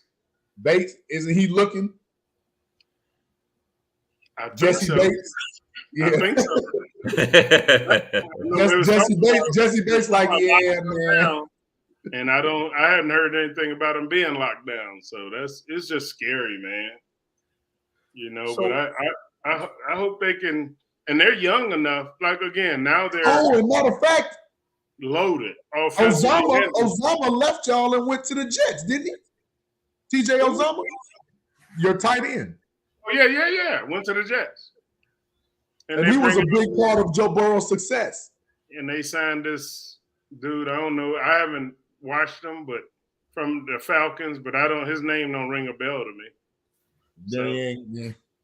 Keith, you had said something earlier that kind of resonated with me. You said that they gave you 3 tools when you really needed 6, and they said, "Here, this is what we're gonna give you." That kind of reminds me of Ryan Poles. That's the new GM.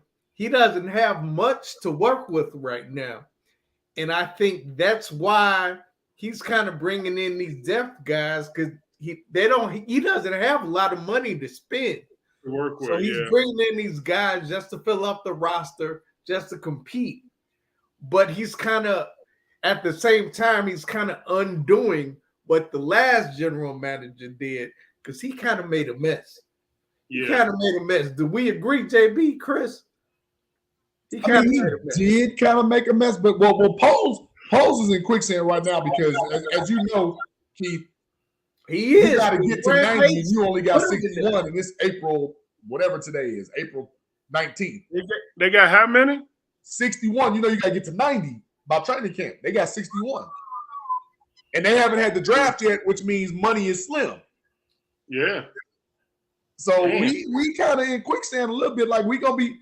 I'm gonna get a chance at training camp because they need bodies.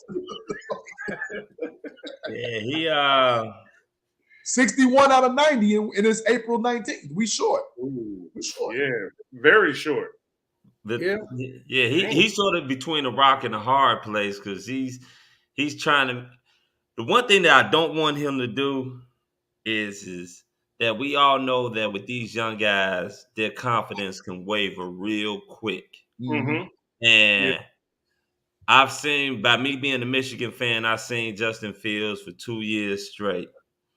He's one that's high on confidence, but even a guy like him can sort of lose that confidence if you're not getting him anything where he can sit up there and build and progress. You talking about how you want this young man to build and progress and show that he's the guy, but you're not building or bringing anything in to help him. You're not giving him the ingredients that he needs to be successful. And one thing that we know about the media, and like I was telling the guys earlier, some weeks back, that the media is going to sit up there and start painting their picture of what they want. And that's when I think that's going to get to them, when they're sitting up there trying to already start little shit about his motion and all about this, talking about, basically like they're waiting to write that shit saying that he's a bust, that he's not the guy. And that shit is slowly starting right now. You think it's starting to creep into him a little bit? It's definitely starting to creep in. And the thing is this, like, I know everybody said they wanted to blow the shit up, and I understand it. Fine, I get it. But you also got to remember, in the NFL, everything is about that quarterback and on that rookie contract. And now we're going into year 2 with him, and we still probably not going to see what we're going to get. So you only probably got about another 2 to 3 years, if you lucky, to see if he's that guy before he sits up there and has to sign some big ass deal if he is, or before you going into the draft and finding somebody else to replace him. Yeah, that's bad business right there. Yeah. That's and again, like you said, that's tough on him because he's sitting here with all these expectations hanging over his head, but they ain't giving him nothing to get the expectations accomplished with. Exactly. So, go ahead, T. Go ahead. We had a question from the chat from my guy Frank. He was asking, "What's your opinion on practices now with hardly any contact? I feel too many players are getting hurt, and I feel weak practices has something to do with that." Frank, I'm not sure if I read that right, man. He's hit his question. That's what I answered earlier about when I went to that 2015 practice. Right. Absolutely, Frank. These guys, they're not being prepared for that contact. So when they get it, I mean, it could be something as simple as a little stinger, but you're not used to getting a stinger. So all of a sudden now you're out. The doctors are evaluating. You go in the tent And who knows what the hell is going to happen when you come out of the tent. Well, they ain't getting that shot no more. No. They shying away from it, but line used to be long for that shot.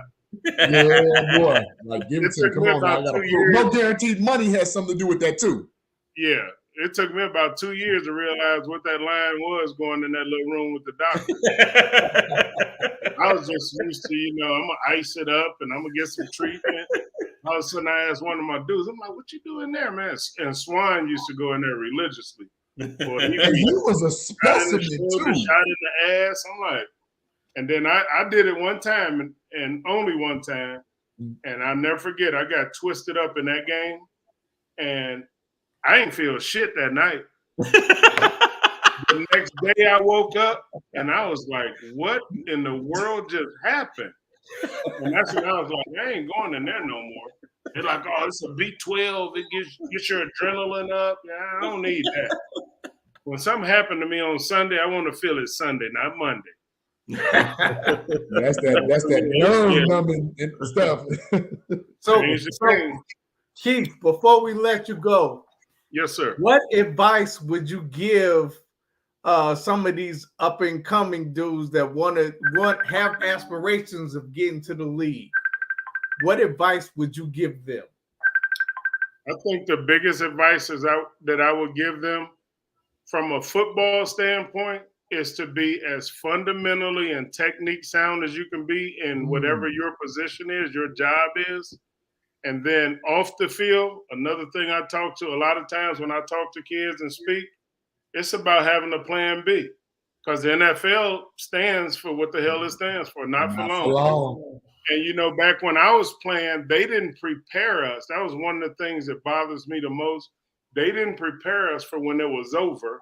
And I know these guys now are making so much money that they have time to kind of maybe catch themselves if they fall. But I would say have a plan B and be as fundamentally and technique sound as you can be in your position, know what's expected, and try to build a relationship with your position coach once you do get that opportunity. Because if you can go sit down and say to him, hey, what am I not doing that you need me to do? And he tells you, then the rest falls on you. But if you don't go ask him and they just keep saying, well, this is what he brings to the table. This is what he brings to the table. And you don't know that you're not bringing enough to the table, it lessens your chances like almost to zero. I got you, because now they're not letting you in on what they deem as a deficiency. Absolutely. Okay. Absolutely. So, T, before you ask those two pressing questions, I just got one more question for Keith because of the era that he played in. What was the difference? Now, I can go back to when Herm Edwards was doing the financial literacy portion at for the Rookie Symposium. Like, what do you think now needs to be done? Because, like you said, you got a lot of babies with a lot of money, not realizing that, hey, that $1 million, once you buy that house, that car, give mama, butter, nene, all in that money. Speak on that just a little bit, because I still feel that financial literacy should start in high school, but that's another thing for me. Absolutely. I totally agree with you, JB. And the biggest piece is when Herm started those symposiums back then, they were very good for us. I think the piece that was missing was and I don't know how to quite put the chemistry together, but I think there needs to be a group of people, maybe a representative from each team or two from each team. They need to get together and put together if you will, a committee of business people that may be interested in looking for investors, guys that can invest in, hey, this is what we can do for you, and be able to meet with their agents, because my agent was like humongous. I should say my last agent. I went through 4 agents, and that's another part of the business. My first agent went to jail for extortion. Damn. Before I even started my rookie year. He was a guy that lived down in Ocala, Florida. And when he flew me down there to meet him before the combine and everything, the limo from the airport took me to a horse track. Yeah. Excuse me? At the horse track betting. And he raised horses and breeded horses. So here's it. Now this guy, he represented, I don't know if you remember the kicker, Donald Igwe BK. I do, yes. From the Vikings. He represented, he's one of Kareem's agents. Okay. That got his money. And the other big one was Damani Dawson, the center from the Steelers. Yes, Right. number 63, And yes. their checks were going to him, and he was sending them money. What the fuck? So when he went to jail, I wrote him off. He gets out 2 years later and calling me, asking me about paying him for the first 2 years. I'm like, tell me what you did. Right. Was he one of those 3% agents, or was he one of those 7 to 10% agents? He was a 3% agent. He was a 3%. Okay. He had some big names. Right. So then the next agent I signed with was because of one of the guys I played on the Cardinals with, and I didn't feel like I was getting the correct service and attention I needed from him. Mm-hmm. Because here I'm gonna give you 4 names that he represented: Eric Swan, Kevin Green, Greg Lloyd, Pittsburgh, to Pittsburgh, Sterling Sharp, Shannon Sharp. Damn. Yeah. I was a little fish in a big pond. You ain't getting too much attention with them names. bag, and bag. Right. That was my second agent. And then the last guy I ended up going to, and we're still good friends to this day, a guy, Jimmy Gould from Cincinnati. And he ended up representing, he got to the point, he represented the entire starting front 7 for our defense when I was on the Bengals. He represented Copeland, Big Daddy, me, Artie Smith, Rico McDonald, Steve Tovar, and James Francis. And then they slowly started doing this to us. One out, because he would come in like, hey, this is what we need to have happen, or else my guys ain't going to be happy. And now they're saying they can't afford you. So, and so that's another piece, is there has to be some communication with those agents, because the last one I hooked up with, he's like, look, this is what you need. Here's your budget. This is what you get every paycheck. The rest of it going over here. And that's what you need. Even though those people work for you, that's what you pay them to do. You want to make sure when you're done, the crazy part is you got to watch out. You got something left. You know what I'm saying? And like you said, dude, let me tell you my first 2 years what I made. Mm-hmm. As a 2-year starter, my rookie year, I made $85,000. 2 years? My first year. Oh, first year, okay. My second year, because it was a year and an option, all they were required to do was pay me 10% more than they paid me the last year. Oh, no. So you got $8,500 more. I got $93,500. Oh, man. That was my, as a 2-year starter. And like you said, guess what? I'm going to take care of mama. My phone rang. Hey, my light's getting ready to get cut off. Okay, I'll send you $1,000. And then the off season, I'm like looking in my pocket, like where my cheese go? And so, and when I got with this last agent, he was like, I'm gonna teach you the most important word you can say to any of your family member. No. No. You know what I'm saying? So you got to have that. No, it's like a savings account, right? Absolutely. And it went quick. And so, yeah, but you got to have that communication with your agent, and the NFL need to bring some people in that they deem as worthy to speak to guys and talk to them about investments, not somebody just looking for a quick buck. Absolutely. So that would be what I would say they need to add to it. Okay. All right, then. Hey, so one last question. Two? Well, I was just going to make it one. Fried chicken. When you come to Chicago, where do you go to get the best fried chicken experience? All right. Hope I don't upset nobody. for my meet and greet that we do the night before camp. I order like 3 pans of JJ's. Oh, you like JJ's? Okay, JJ's, yeah. JJ's is good. Yeah, talk to me. You tell me. Holler at me. No, JJ's got some good fish. JJ's is okay. JJ's is solid. I don't like the way they season their fried chicken. I don't like the way they season their chicken. I don't like the way they season their chicken. No, I don't like it. So what were you? Harold's. I love the way they season their chicken, and they season the breading. They don't season the actual chicken. They season the flour, and they put the chicken in the flour. I like it. Now, my kids will disagree with you. Okay, and maybe we'll check that out next time. The one out in the south suburbs is not good. Do I need to hit the one in the city? Oh yeah, wait, hold on. Yeah, wait. We need a caveat. You got to come to the city at least to 87. At least to 87. But they got rid of the one on 87 in the Dan Ryan. Or 103rd. Wait, they got rid of the 87 on the Dan Ryan? Yeah. Next to Docs? Huh? Next to Docs. Yeah, that's gone now. You gotta go to 103rd and Halsted. That's gone. 63rd though, they got the one on 63rd and King, or is it 63rd and Cottage? But yeah, I mean, there's still some good ones out there. Okay. So yeah, y'all got to try Harold's, man. I will come to the city with my kids next time. Well, when you come in town first, we're gonna let you sample on us. We're gonna let you sample some Harold's, good Harold's, because every Harold's ain't the same. No, so ain't. That's my point. Yeah. That's my point.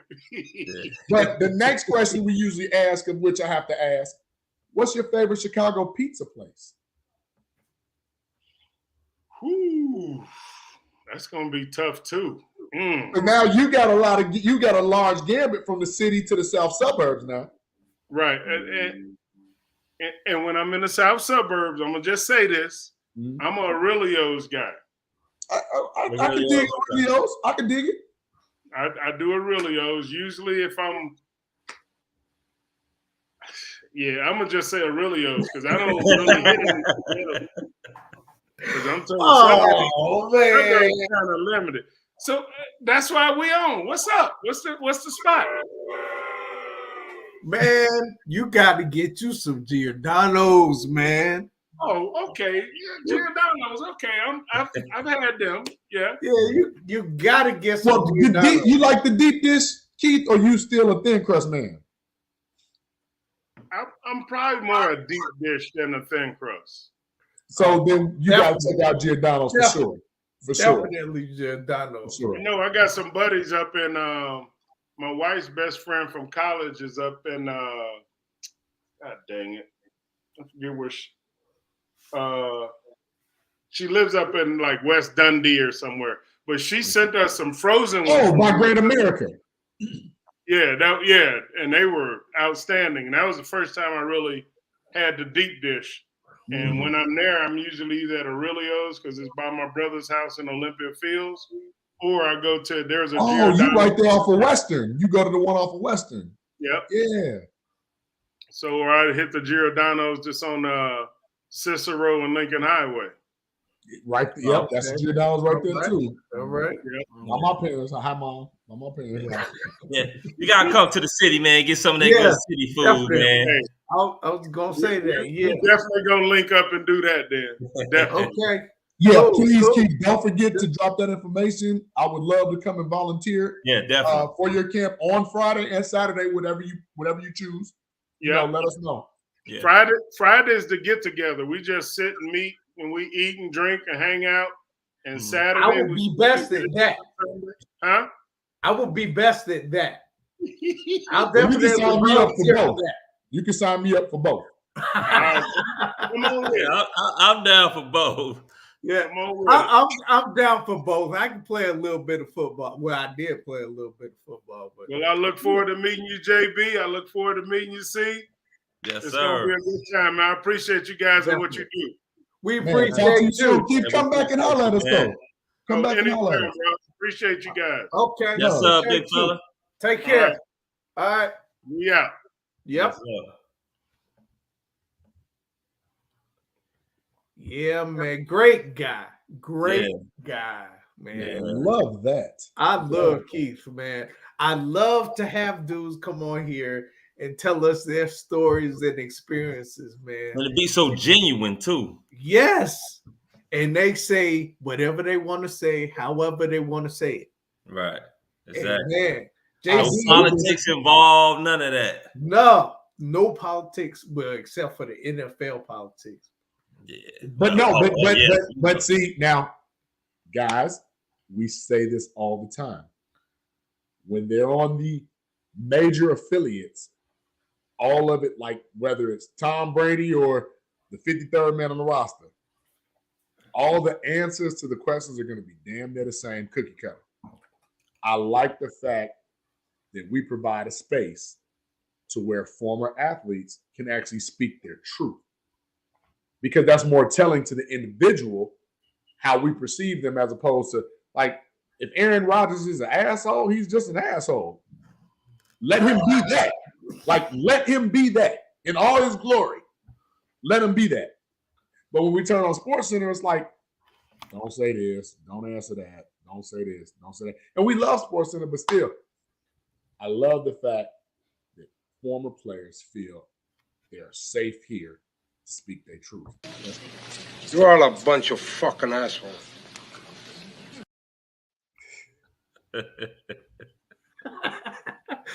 That was for Aaron Rodgers. Fucking asshole. Oh, big time asshole. Fuck. And you don't own Chicago, dog. You don't own us. Yeah, because man, I ain't gonna even say it. Because I was about to let it ride. Way to show restraint, see? Way to show some restraint. I love it. The foul mouth real bad. Himself. No, that could have been real bad talking about that dude. Yeah, hey, I'm like, yeah, I ain't gonna let it loose. So these, real, man. Go ahead. I'm sorry. Go ahead. No, I'm just saying, like, man, Keith a real dude. Like, I love this interview. I hope we have him back later on. You know, man, we gotta have. He's a big dude, man. Whoa. And I hope. Yeah, wait, he said he about 40 pounds heavier than he was when he was playing. God damn. Did you listen to his 360? But did you listen to his intellect? Like, yeah, he could be a good D-line coach. He knows his business. He knows his craft. Yeah. Absolutely. I think more guys like him. Okay, so what? He wasn't a 100-sack guy. Who cares? The man knows his game, his responsibility.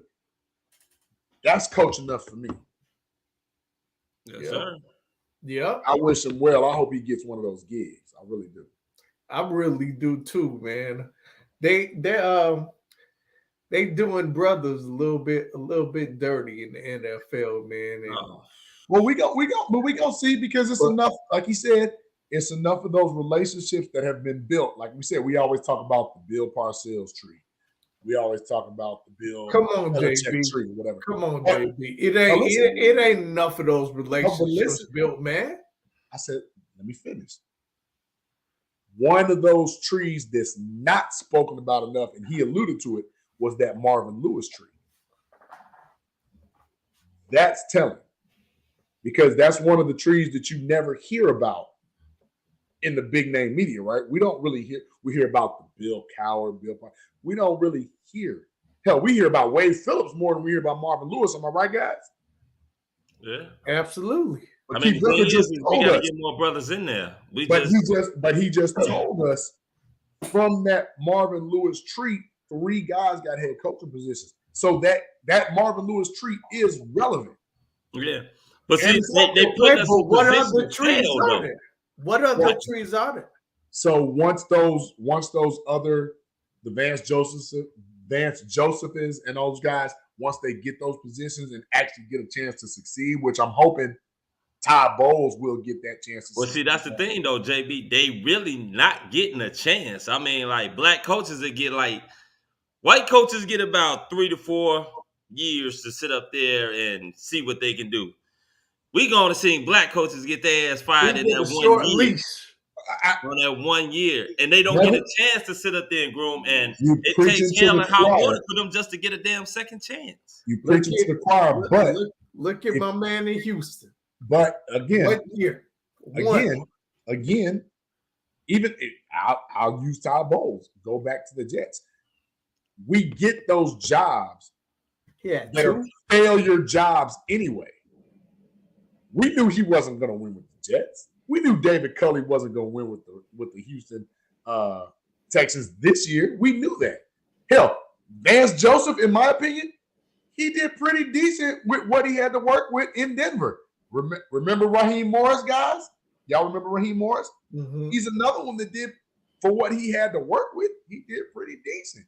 Leslie Frazier, a 10-6 season, a playoff appearance. He did pretty decent with what he had. But what's not the norm is they don't get the jobs where they have the Tom Brady in place. They don't get the job where they have the Eli Manning in place, the Peyton in place. Minus Tony Dungy, which is that's the outlier. Like I always say, welcome to America, baby, where you make the shit and they bring somebody else in to take the shit over. It's possible. Shit, it ain't possible. That's what the fuck it is. But you put in all the hard work, they fire your ass and bring somebody ass in there to Smith out there and make them think that they did the shit. But I think change is on the horizon because I still have to hold dear Mike Tomlin. I still have to hold him dear and his coaching tree. Another outlier. But right, it seems like whenever we're successful, it's the one or two outliers, right? Right. But I mean, the opportunity is given. That's why, as much as it pains me, I hope my brother Curtis Clay is watching. As much as it pains me, I have to root for the Buccaneers this year because I want Todd Bowles to succeed. I really do. Well, I don't give a damn about Tom Brady. Like, forget him. Shit, look what they did down there in Dallas. Goddamn Jason Garrett ass was fucking terrible. They kept that son bitch on there for what? 6, 7 years? Maybe longer. Like 8, wasn't it? Yeah. That motherfucker was terrible. Every goddamn year, they fucking sucked ass. That's why Jerry and them ain't won shit. Jerry and them ain't gonna continue to win shit. Well, again, I think a new dawn is on the horizon with what we got going on. We just have to continue to advocate. And like I said, I'm gonna constantly tip my hat. Hopefully, if certain pieces put in place, I would love to have a Raheem Morris on the show. I would love to have a Mike Tomlin on the show. Hell, we spoke Terrence a couple of weeks ago. You know who we want. Do I need to say his name? Go ahead, say the name. Mr. Ex-Dolphin head coach. Brian Flores. Would we not love to have a Brian Flores on the show? To speak his truth? Of course we would. We love to have Lovey on this motherfucker. Of Gotta course show a we lot would of love for Lovey. Lovey Smith. We would love Lovey. Last time we were relevant, Lovey Smith. Yeah. So I want to talk about some more of these. I want to talk about some more of these Bears. They've been having their voluntary camp. Yes. Couple veterans, big name guys. Your boy showed up. Who that? Eddie. I thought he didn't show up. No, I heard he did. I heard he did come to voluntary camp. I heard he did come. Well, I heard he didn't show his ass up. That's Terrence boy right there. That is Terrence boy. That's Terrence boy. He sit up there and burnt the son of a bitch jersey and shit. Because I read a thing today that he was planning on coming. So. Shit, he started his barbecue with his jersey. Man, I really, really, really would love to see Eddie Jackson turn shit around. And then he's here now. So jersey. Yeah. He's here now. So we have to accept the fact he's our starting free safety. He's here now. He's not going anywhere. But I still think he's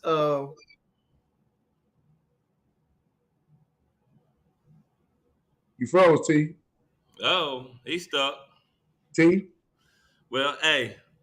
Keep it going, Chris. So, and voluntary minicamp, what they're doing is that they're actually taking I'm times. gonna be on this. Oh shit, he going in and out. Well, they've been switching Tevin and Larry from left tackle to right tackle. I saw that. Yeah. Yeah, so they've been doing that to try to get a good fit to see what they like and what they don't like. So, which is a good thing. I'm just fearful that it looks like reports like they're both right tackles. I mean, okay, so what the hell is going on? There's two. I don't know. It's two of your ass. Well, hey, multiple man or something like. So we got Terrence and Terry, huh? What type of Marvel stuff is this, man? Oh man, the internet guys do not want me to be great tonight. They do not want me to be great. All that means is that you need to show a commercial real quick. That's it. Okay, well maybe that's what that means then. So let's go ahead and let me pull it up here. Go ahead and take a little commercial break. I'm gonna go to the bathroom real quick. Oh no. Real quick. And we'll be right back. And we gonna do is the commercial long enough? 2 and 2. Man, I'm like Flash. I didn't drink tonight either.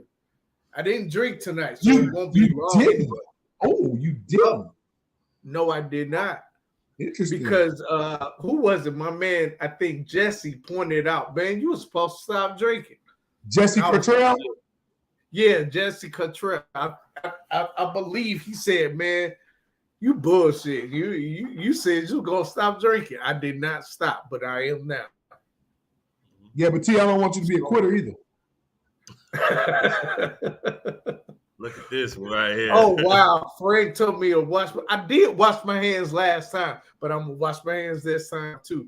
So let's go ahead and get to this commercial, man, so I can go do my thing. There was a time when high standards prevailed, when excellent craftsmanship was displayed and treated with the utmost importance. Acquire the crisp, refreshing taste of Moore's Beer. Moore's Beer. Raise your standards.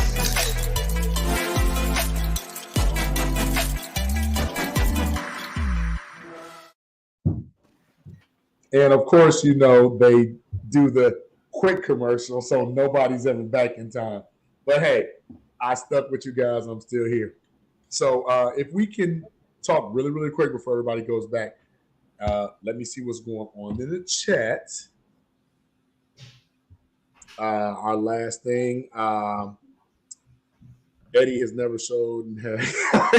Frank says Eddie never showed up. He had a cereal tasting and had to attend. Eddie, we feel Eddie is going to be rejuvenated to come back to the team, Frank. Hopefully, he knows his leash is very, very short this year. He knows that. It doesn't look like Ryan Poles is one for playing games. So maybe, Frank, Eddie will find that new resolve in himself to come out and perform like the Eddie Jackson did of 2018, who we all loved and were hopeful for. Remember, you can count on the short list the Bears safeties that actually produce and we keep, because it seems like once they do well, they gone. Like Mike Brown, injury. Tony Parrish, San Francisco. Mark Carrier, what was that? He had 10 interceptions his rookie year. His rookie year, yep. He never sniffed that shit again. San Diego. Like, we get guys and they do great things here, and then we just don't keep them. So, like, what is that really about? Oh no, Mom. We don't want no quitters on the team. Thank you, Mom. Thank you. I gotta try, man. But you said, see, moderation, brother. Moderation. You know what? Ain't no such, when you drinking, ain't really no such thing as moderation when you have been a drinker. There's not really such thing as moderation. I would beg to differ, because at least with some of the people. Look, I partake, but at least with some of the people I know and myself. You know me. I've been a drinker, like get drunk. So there is no there is no moderation for me. So it's better if I just try to not do it at all. I have absolutely no clue what the fuck y'all talking If about. you become my Padawan, I can teach you. When you get stuck in your ways like me, man, I'm not teachable. See, if you came around more, I beg to differ. I be around, man. You don't be around, JB. Man, we going all over. Hey, Frank, that's Jackson, man. We going everywhere to something. Shit, Chris Conti wasn't shit. Now I went, whoa. I'm not gonna say that. Chris Conti wasn't shit. He never got beat deep. Yeah, the fuck he did. Yeah, he did. No, he was off the screen. We never saw it. Fuck that. He came back into the picture. That's all bitch got beat. Hey, Chris, remember when they used to show the and we'd be like, wait, the Bears only got 10 people on the field. Oh, no, he's off screen. Right, exactly. Yeah. Oh, but the new guy, I read a little excerpt comment that he made. He said, I'm gonna show you better than I can tell you. The new safety we got from Tennessee. Oh yeah, actually, you know, I saw that. High on that guy. Read the. Don't just look at the headline. Read the whole article. Yeah, I saw like, that. He's for sure like. Y'all think I'm like a chump or something? Like I'm a bust? Yeah. Like, I'm actually high on that guy. I hope that he does succeed. Crookshank. Well. The only Crookshank. I can't say his name. It's like Crookshank or something. But the thing about him is, and Chris, we talked about this too. Him and Eddie are still both frees. Is he a free? I thought he was a strong. Because no, you know why he's not a strong? Because his claim to fame was shutting down in coverage George Kittle and Travis Kelce. Now remember, a strong is more like that Jamal Adams type. Can play downhill, play in the box, heavy hit a blitz, whatever. Now with him, I'm thinking we got two ball hawks. I don't know. I mean, he could just be a strong that know how to cover. Yeah, but you know that's a little different when you don't have that power coming from that front four. I don't know. How big is he?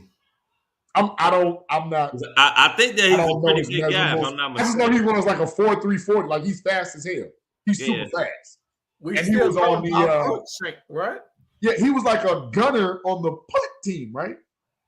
And motherfucker got to be able to tackle to do that shit. Well, that's what I'm saying. Like I'm looking at him as an asset. I'm not looking at him as the solution. Yeah. Because I'm telling you now, little draft preview. If we get to that 38th pick, 38th or 39th? 39th pick. And Jaquan Brisker is still available, a true strong safety. Hey, you better get him. Get him. Yeah. Damn that lineman, damn that receiver. You better get him. Shit. Hey. Y'all gonna fuck Justin up. What do y'all No, think? because I'm taking a receiver with the 48th, Chris. I'm not stupid. Nah, he ain't shit. I'm not stupid. I'm thinking maybe we should get into a really quick post-it note, and then we get into JB's full court press. Oh yeah. Then we do some shout outs. Then we get out of here, and I can go get a bottle of water. Bottle of water. Hey, that's what I'm on right now. That's what I'm on right now. At least Chris is drinking pina colada, man. Come on, damn. I ain't drinking no pina colada. And I have water. I ain't drinking no pina colada. Hey, what's up? Yeah, man. But let's get into these post-it notes.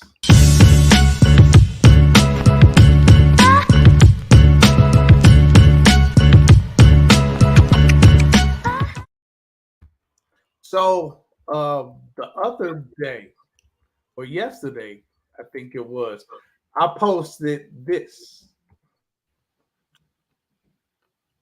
Oh wow. Y'all know who that is, right? Hey, I'm still got nightmares about that shit, man. So, man, I got all kinds of responses to it, and I'm trying to find them so I could post them. Let's see, is this one? No. You know I suffer from PTSD from seeing that shit, right? You stupid, Cole. I do, man. I'm over here shaking like a motherfucker right now, man. Hey, bro, I got you, bro. I got you. I was at your crib when I did a fucking flip in your fucking chair when that son bitch double doinked. We was right here in the man cave. We was right here. So I did not copy and paste to put them up on the screen, put the responses on the screen, but I will read some of them. Let me pull them up. They're kind of funny. Let me find. So one guy said, and I'm not gonna say any names or anything. Oh no, you gotta say the name.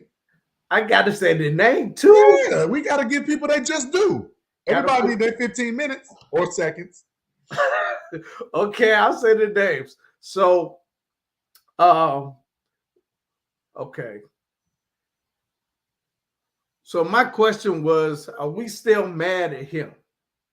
So these are some of the responses, okay? Moms, I'm sorry there's a little cursing involved, but you listen to us curse all the time. So I'm a walking curse word, so it don't matter. Because my mom is watching. Especially foul mouth C. All right, Sorry, so moms. Natasha Conway, she said to the question, are we still mad at him? Her answer was, hell fuck yeah. Oh, wow. Yeah. And here's another one. So Theron Tang, his answer to that question, are we still mad at him? He said, like the song says, every day of my life. Another guy, he said, fuck that punto. Oh. Tino Martinez. What is in the punto like a yeah. It's that word. It's that word. Yeah. We curse, but I ain't gonna say that. Thank you, Tino. I ain't gonna say that. Donnie LeBeck. His answer to that question was, that will never change. Okay. That was softer. It was softer. And then our guy Elijah Henry Zelanki. Sorry if I fucked up your name, man. But he said easy. And he's always the contrarian. He said, nope, the kick was blocked. Good play by the defense. The kick was blocked. You know, it was touched. It was touched. Blocked is it was grazed. It wasn't necessarily blocked. It was grazed. It wasn't necessarily blocked, and it didn't really change the trajectory of the kick. The kick was weak. So Cody Parkey is not off the hook, man. He's not off the hook at all. It is his fault. And hell yeah, we mad. Because Richie Gray said we were supposed to win the belt that season. Really? The whole you did? We were supposed to go all the way. Hey, we had a shot. I'm not saying we didn't have a shot, but see, I like to give a little bit of context. We were going to beat the Rams, if that's what you were going to say. No, I wasn't going to say that at all, because I don't know. We speculate. I mean, what was that? It was Jared Goff, right? Yeah. Hell yeah. And we had already beat him. We had beat him during the season. He wet the bed in the Super Bowl. But anyway, and right, we did beat them anyway early. We beat them. So my thing was this.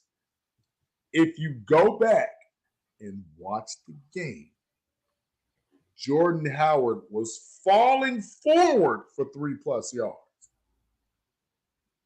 Before Nick Foles ever got the ball back to get that go-ahead touchdown, we had a 3rd and 2. We had a 3rd and 2, of which Nagy elected not to give the ball to Jordan Howard to get that first down and extend that drive, possibly burn their timeouts and run the clock out. Maybe kick another field goal and put us up, right? he does that little cute, tricky bull, and it doesn't work.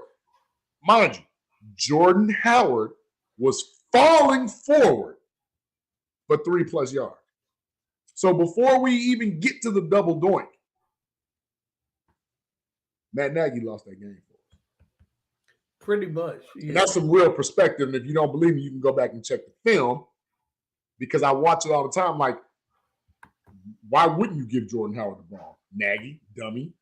Why would you throw the ball and try to stop it and risk stopping the clock? Dummy.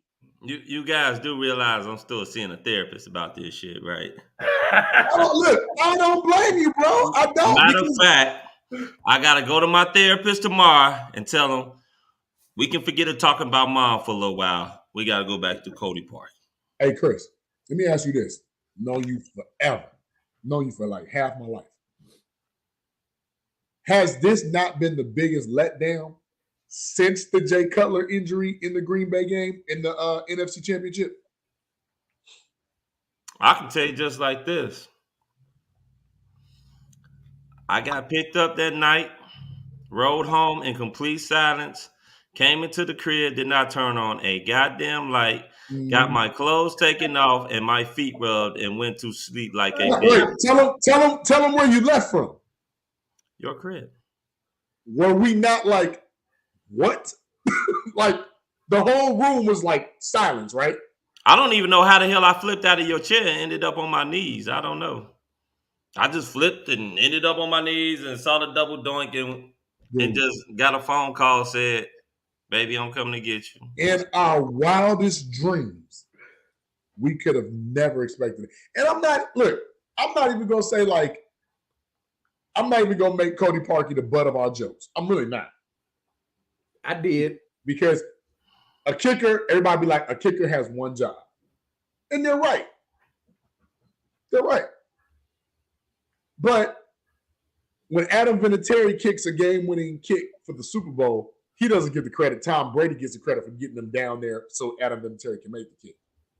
But in this situation, Matt Nagy put that man in a situation that should have never happened. Should have never happened. All right, let's go on to something else because I'm getting sad over here. All right, let's get into this JB full court. Oh, yeah.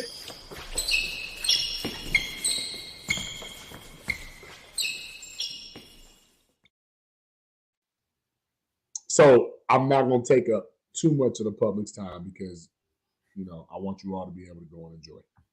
But I have a problem because if anybody paid attention to what happened Sunday, that is a Bulls fan, and I mean a true Bulls fan, not somebody that just watches box scores. I'm talking about a true Bulls fan. You would be disgusted. Chris, you said something maybe 3 weeks ago. We had a little Bulls talk.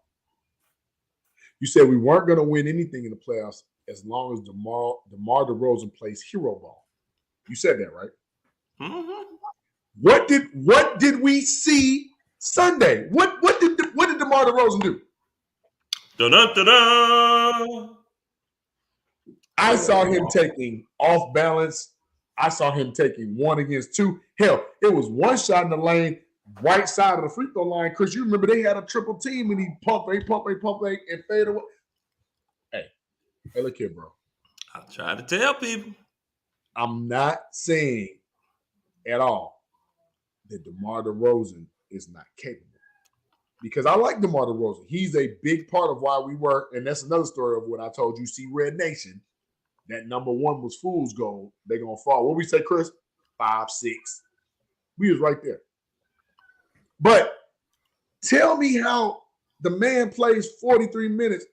Hey, Bullets, right now, we got to keep it Chi-Town. Because our boys ain't going to do nothing until they get rid of LBJ, but that's another story. But how do you figure? And I told you this too. DeMar played the 3. Chris, 43 minutes. Terrence, 43 minutes. 6 of 25 for 18 points. 6 of 25. You know what else my other problem is? Anybody? Bueller? Nikola Vucevic, 9 of 27. 2 of 10 from 3. Why is my center shooting 10 threes? Why? Why is my center shooting 10 threes? Everybody. Because the coach is not coaching. Oh, well, I already told you Billy D wasn't that dude from jump. I thought he was in the beginning. Y'all thought I was just capping. Oh, hell no. I ain't want the son bitch no way. We talked offline, but Terrence thought it was a good idea. What I told him, I said, everybody thinks Billy Donovan had this great success. Let's not forget. People don't remember that was Scott Brooks that took that Oklahoma City Thunder team to the finals. That was not Billy Donovan. Billy Donovan had a 50-win season and a 40-something win season. He did not. Billy Donovan is not that dude. But I just want this to sink into you. DeMar DeRozan, 18 points, but 6 of 25. Vucevic, 24 points, 9 of 27, 2 of 10 from the 3. Depressing. And I ain't gonna let Zach LaVine, because Chris, what was Zach LaVine? 6 of 20? Something like that? Yeah, he was like 6 for 20 something, some shit like that. Just poor shooting throughout. Well, it's the same old common thing that we keep seeing, and I've been saying it for the longest, and this is for all you Bulls fans out there, which I am one as well. Just because we criticize the Bulls doesn't mean that we're not liking them, that we're fake-ass fans. We are fans. We are diehard. We love Chicago. We love the Bulls. The thing is facts. DeMar DeRozan sits up there and brings up the fucking ball, doesn't pass the fucking ball, and everybody sits up there and jumps on him. When his shot is not fucking hitting, it looks fucking terrible. It's cool when it goes in, but when it's not hitting, it's going to look like shit. Ladies and gentlemen, welcome to Toronto 2.0. You speaking too much truth now. Did you say 2.0? I know exactly what series you're talking about. You talking about the 2016 series where they should have beat Cleveland. And DeMar pissed away the game. I know exactly what you're talking about. DeMar is another one of the long list of players that do real good in the NBA regular season, but come playoffs, they tend to drop off, a la Russell Westbrook, a la James Harden, and others. These are what these guys do. What they need to do, Billy Donovan, if your whack ass is listening, check this out. Run an offense where DeMar doesn't have the fucking ball in his hands. Let him post up. Let him run off screens. Catch and shoot. Shit like that. But before you even get there, start off with the big man. Throw the ball outside like you did in this damn game. What did you say, Chris? Let him touch it down low. Let him touch it down low. They couldn't do shit with Vooch down low. Nothing. He was why they actually came back, because he kept getting them little bunnies down low. Exactly. They were running the offense. The offense was running through Vooch. They were giving it to him. He got double team, kicked it out, open man, hit jump shot, men moving, all that type of shit. That's how they coming back. They're not coming back where they sitting up there down by 17 points, get down there by 10, and guess who's about to show up? Da-da-da-da-da. Super DeMar. I'm going to dribble. You're not going to get the ball? Oh, no, you're not going to get the ball. You damn sure not about to get the ball. Watch me take this jump shot. Didn't it look like an N1 commercial? Didn't it look like an N1 commercial at times to you? Man, look here. Hey, remember that old commercial with KG and that little boy? And they were sitting up there saying, pass the ball, dog. Yes. Pass the ball, dog. DeMar, That's exactly what I'm fucking talking LA. about. This Chicago. This ain't Compton, player. This Chicago. You're going to either play Chicago tough or you're going to get your ass out. Pass the fucking ball, dog. Okay, read Frank's comment, please, somebody. Riddle me this, Batman. Jay Williams on the podcast said the Bulls could trade DeRozan for Anthony Davis, and they might have to throw a nice defensive role player in there as well. You make that trade? Man, I gotta think about it because Anthony Davis ass only gonna play about 30 damn games. I'm not making that trade. Well, before you make any trade, you have to see if the Bulls re-sign Zach LaVine. I think they're gonna do that.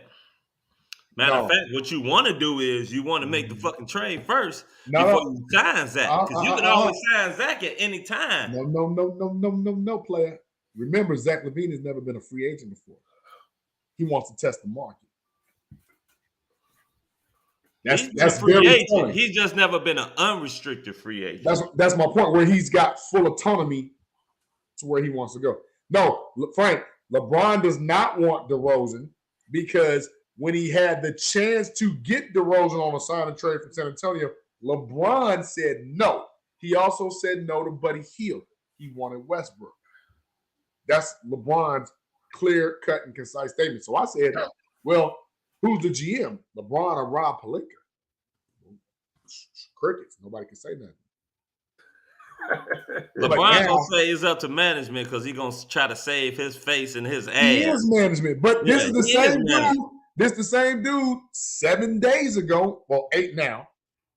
Man, I'd love to go and play with Steph Curry. Steph Curry said, I'm good.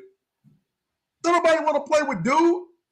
Get him out of here. I would be the first team, if I'm Jeannie Buss, I'm trading LeBron James. Give me what you want. What? 2 first-round picks? What you want?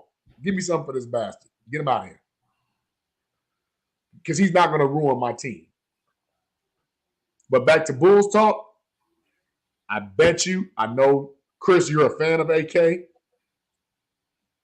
T, I don't know how much you feel about the GM. I know he's getting a lot of play from people, but he's got to make 1 or 2 moves. He's either got to find a great trade, and no, not Rudy Gobert, for people out there saying trade Boots for Gobert. I don't want that. But he's got to find, and I know a lot of people say the speculation is a 2020, what is it, Chris, 2027 pick and Vooch for AD. I'm not with that either. But a lot of people are saying that either Vucevic got to go or Billy D got to go. What's y'all thoughts? I want to tell you the truth. I want fucking DeAndre Ayton. See, you in here. You in here. And the reason I said it, why? He's young. He's got a specific skill set, right? And he's complementary to what DeMar, Zach, Ayo, Kobe, to what they do best, right? He got one job. Defend, rebound, post, get the alley-oops. Oh, Curtis Clay, my brother, Curtis Clayton checked in. Send Vooch to Dallas since he's not won. They ain't got shit to get back. I don't want nothing that Dallas got, goddamn it. If it ain't Luke, I don't want his ass. hey, right.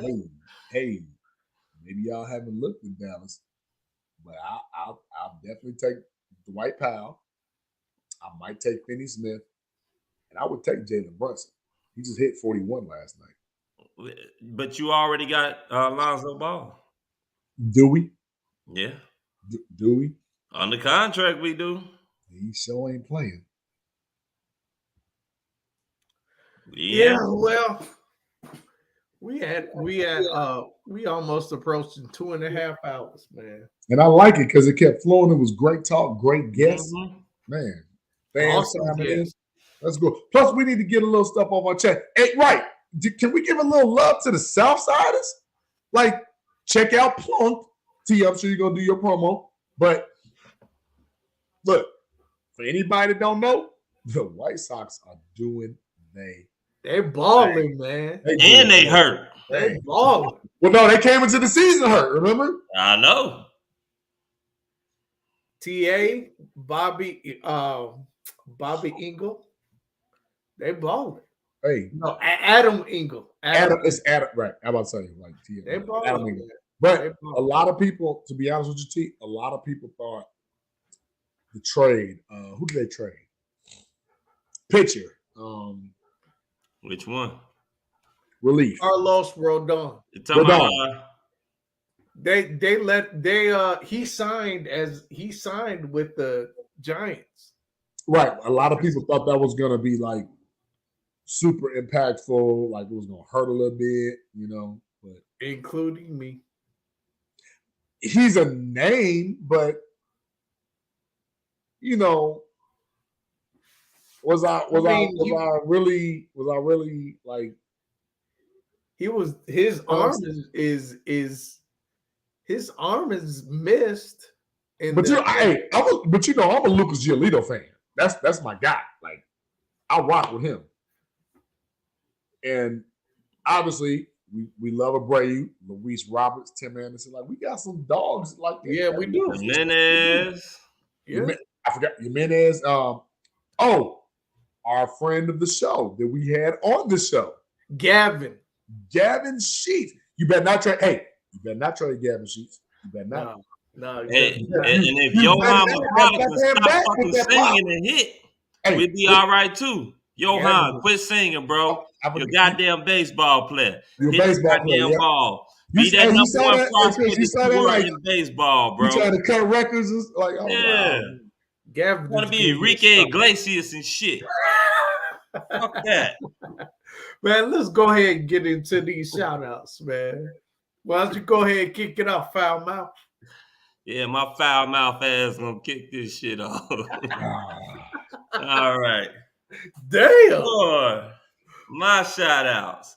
I'd like to shout out everybody in the chat. Everybody that's watching, remember to like and subscribe to the Chicago Clubhouse Podcast. Also, I'd like to give a shout out to John's mom. Hi. I'd like to give a shout out to my mom. Hi. Hi, Mom. Love you. Mwah. I'd like to give a shout out to a family member that was watching. I told him, he hit me up. My cousin Trey. Appreciate it, baby. Appreciate the love. Told you I'd give you a special shout out, cuzzo. That's one of my cuzzos right there. Great DJ, by the way, as well. Also, I'd like to give a shout out to my two brothers, T. Nick, JB. Thank you, guys. Always a pleasure. I missed you guys last week while I was over there coughing up a goddamn lung with some shit. I didn't even know what the hell I had. Wasn't COVID, though. Wasn't COVID. No. Thank God. Hey, brother. Thank God it wasn't COVID because you do a public service. You'll be shut down. Yeah. Thank God. Yes. Also, always shout out to the kiddies who should have their ass in bed, and if not, I'm taking phones. You coming to get them phones? I'm coming to get them goddamn phones. Goddamn it. You know, that's their lifeline right there. They can't do shit. They cry over them goddamn phones. They don't want that. They'll take the ass with it as long as you can leave them with the damn phone. I don't know how ass backwards that is nowadays. Of course, always shout out to my boy Frank Marshall, Bullets, my boy Curtis, and everybody else in the chat. Thank you all, and shout out to our guest. That was very informative, who once again gave us great knowledge on the NFL and just giving us insight, us as fans that we don't have the privilege of knowing what goes on behind the scenes. And he once again reconfirmed what a lot of other players confirmed, that the NFL is a cutthroat fucking league, which means not for long, and they will blackball your black ass if they don't like you, or they don't want nobody else to like your ass either. In that order. And I think I'm done. You think? I should be, because I can't remember shit else. Shout out to the Bulls, Bears, Sox, and fuck the Cubs. Blackhawks go. On you, JB. So, with that being said, we can't say this enough. Derek Rucker, man, thank you. I salute you. I'm sorry, Keith Rucker. I salute you. Like, that was an awesome interview. We had not only the realism from what he went through, but the insight for those of us that think that this is just a game. And it's really not. The man broke down his financial bank statement to y'all and was like, "Where's my cheese?" Yeah, I know he had nothing. He couldn't make it rain in Artie's because he from Harvey. He couldn't make it rain in Artie There ain't no money left. Hell nah, he's gonna make it hell with them coins they was giving his ass. Man, that might have just been to pay for the toll. Shit, he might not have made it. Yeah. But I respect the hustle, I respect the grind, and I respect him coming out and talking to us about it. And I also respect what he's doing for the kids. Sometimes it's not always about you. Sometimes you're put in a position to where your celebrity or your fame or your accomplishments are built to help others. And I see what he's doing with that foundation. So, man, ATC, June, I think he said June 8th or whatever it was. I can't wait. I hope we all can be there that Friday. Was it June or July? I'm definitely gonna eat June or July, whichever day it is. I think that Friday, like that meet and greet period, possibly that Saturday morning, just pencil me in because that's all. That's what we need in our communities. We really do. Absolutely. We got too many people out here, and I'm gonna say it because I don't give a damn. We got too many people running these AAU teams, charging families $1,200, $1,300 for your kid to get a jersey, a name tag, and they sit on the bench because they ain't playing because your $1,300 plus whatever went to their star player. Call it what it is. The man said, "I got a free camp. You'll get expert tutelage, NFL guys on the collegiate level, people that want to be there for the success of you, not for the betterment of one or a few." That's very telling. So again, shout out to Keith. Awesome. Can't wait to collaborate with that man again. Shout out to y'all. Like, this was very, very informative, very telling, man. Like, our long sway, we was doing it. We was getting it. Shout out to the chat because the chat was on fire. It was on fire. I saw a couple new names. So Troy Webster. Yeah. New name. Yeah. So we love that. We definitely love that. Click the link, subscribe. You know, like Chris says, always, moms, thank you, love you, SB. I got a lot of family and friends out there. My family on the bottom side that's watching. Juan, Kichi, all y'all, Auntie Mary and all that. Love y'all. My man Frank Marshall, always. But last thing that I want to say, which is very, very, very important. We do this because we were blessed and put in a position to bring this to you. And I think that in itself deserves some applause. So shout out to everybody behind the scenes of the Chicago Clubhouse Network. T, C, super producer, Emilio, Kirsten, Frank, countless others. Y'all make this a joy. Salute. Appreciate that. Yes, sir, brother. I'm gonna try to make this quick because it's already 2 hours and 30 minutes into it. Everybody in the chat, you know, new name Troy Webster, I believe it was. Yes. We appreciate you for coming on. We appreciate everybody in the chat. Frank, Curtis Clay, Bullets, of course. Bullets, it was good to see you back. Dion was in the chat. What's up? I don't know who I'm forgetting. Oh, Mom. Appreciate all of y'all. Thank you for watching us and listening to our bullshit every week. we appreciate that. And for the people who are not in the chat, but you are watching, you are officially a lurker. But we appreciate y'all anyway, because we wouldn't have no viewers. We wouldn't have nobody to watch our bullshit. So we appreciate y'all. I appreciate my brothers on the screen, because there would be no show without them. Don't nobody want to listen to my bullshit, you know, for 2 hours. So listen to all of our bullshit. Our guest tonight, man, big ups to Keith Rucker, man. You know what? He's oh my God.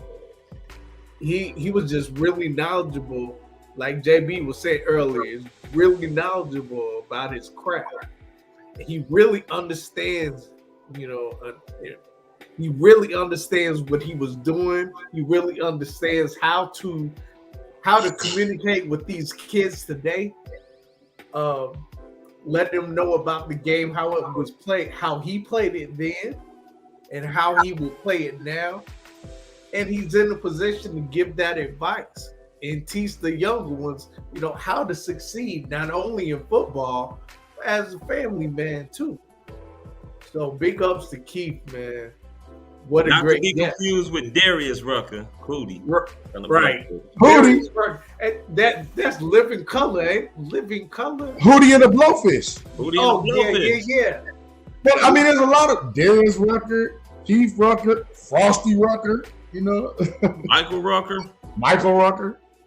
I forgot to ask him, is there any relation to Frosty Rucker? I should have asked him that. Both play D tackle.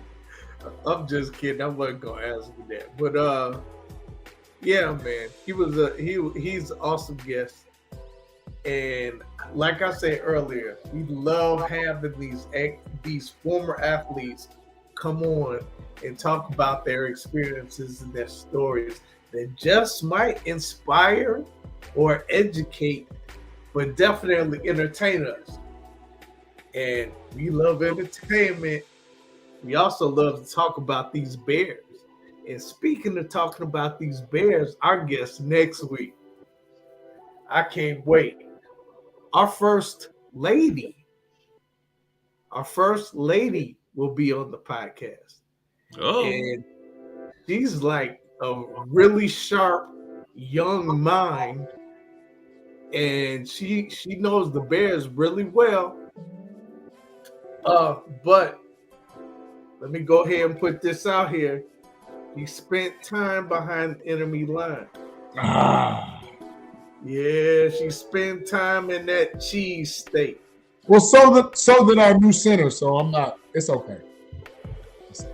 But yeah, she's a really sharp mind. She's a sports anchor now for Fox, and she also does Bears Unleashed. But Caitlin Sharkey will be on the podcast next Tuesday. And all the dudes, I need y'all to keep y'all tongues in y'all mouths. Okay? Keep y'all tongues in y'all mouths. We talking about football. So don't be asking no dumb shit. Okay? But yeah, so I'm just kidding. I know y'all not. But I think that's pretty much it for my shout outs, man. And shout out to Moore's Beer. And Tilly's. Moore's Beer.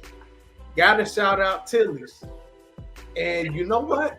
I went to a few places this past week. I had the week off. I went to a few places and I mentioned the podcast. And I gave them some info about the podcast, like these info sheets about the podcast. So I have to mention them, the ones I remember at least. Burger Point, which is on 19th and State. Burger Point, which is I'm not familiar, but I'll check it out. They're soon going to be a sponsor. But the good thing about Burger Point is you can make your own burger. All their burgers are, and I don't know how everyone feels about grass-fed burgers. All of these are grass-fed. They're really good burgers. And they probably expensive as hell. Nah, not that expensive. You don't have to take out a small business loan to get a burger over there. And you can build it however you want it. You can put egg, honey mustard. Hey, you sold me. I'm on my way. I'm going down there.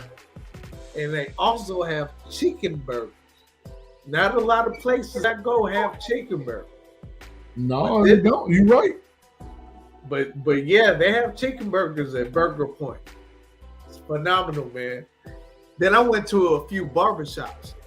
I went and got my fade at my Southside barber. I have a few barbers, like 3. I have a North Side barber. I have a Midtown barber. Then I got a Far South Side barber.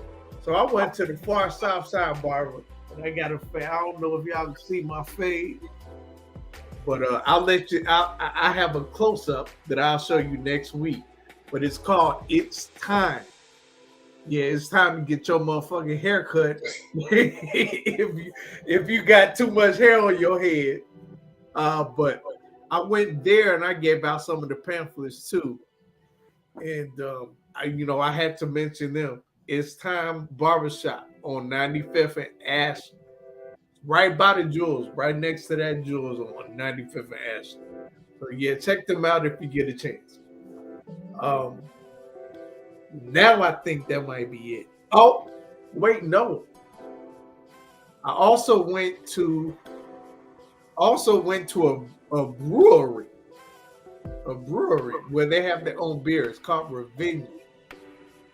I took some pamphlets over there as well. And they have this really good beer, man. It's like a chocolate cake beer. No, I kid you not. I kid you not. It's chocolate cake beer. It's so good. It's so good. It has a lot of sound like diarrhea. It's like 12%. Oh, it's like 12% ABV. Yeah, it's strong, but it's really good though. It's really, really good. So that is on Diversity and like Rockwell. So if you get a chance, go in there and holler at them. And the manager's name is Zach. So make sure you holler at Zach. Tell him that the Chicago Clubhouse Podcast sent you over there. All right. And now that is it. I believe for my shouts. Y'all got any last words? I want to give a shout out to a brother that's been taking a lot of heat, and deservingly so. You know, we still gonna play for them two brothers, Chris Rock and Will Smith. They talking about Will and Jada may be heading down that divorce line. So shout out to Will for finally getting rid of that crazy ass, voodoo ass motherfucker that you've been fucking with.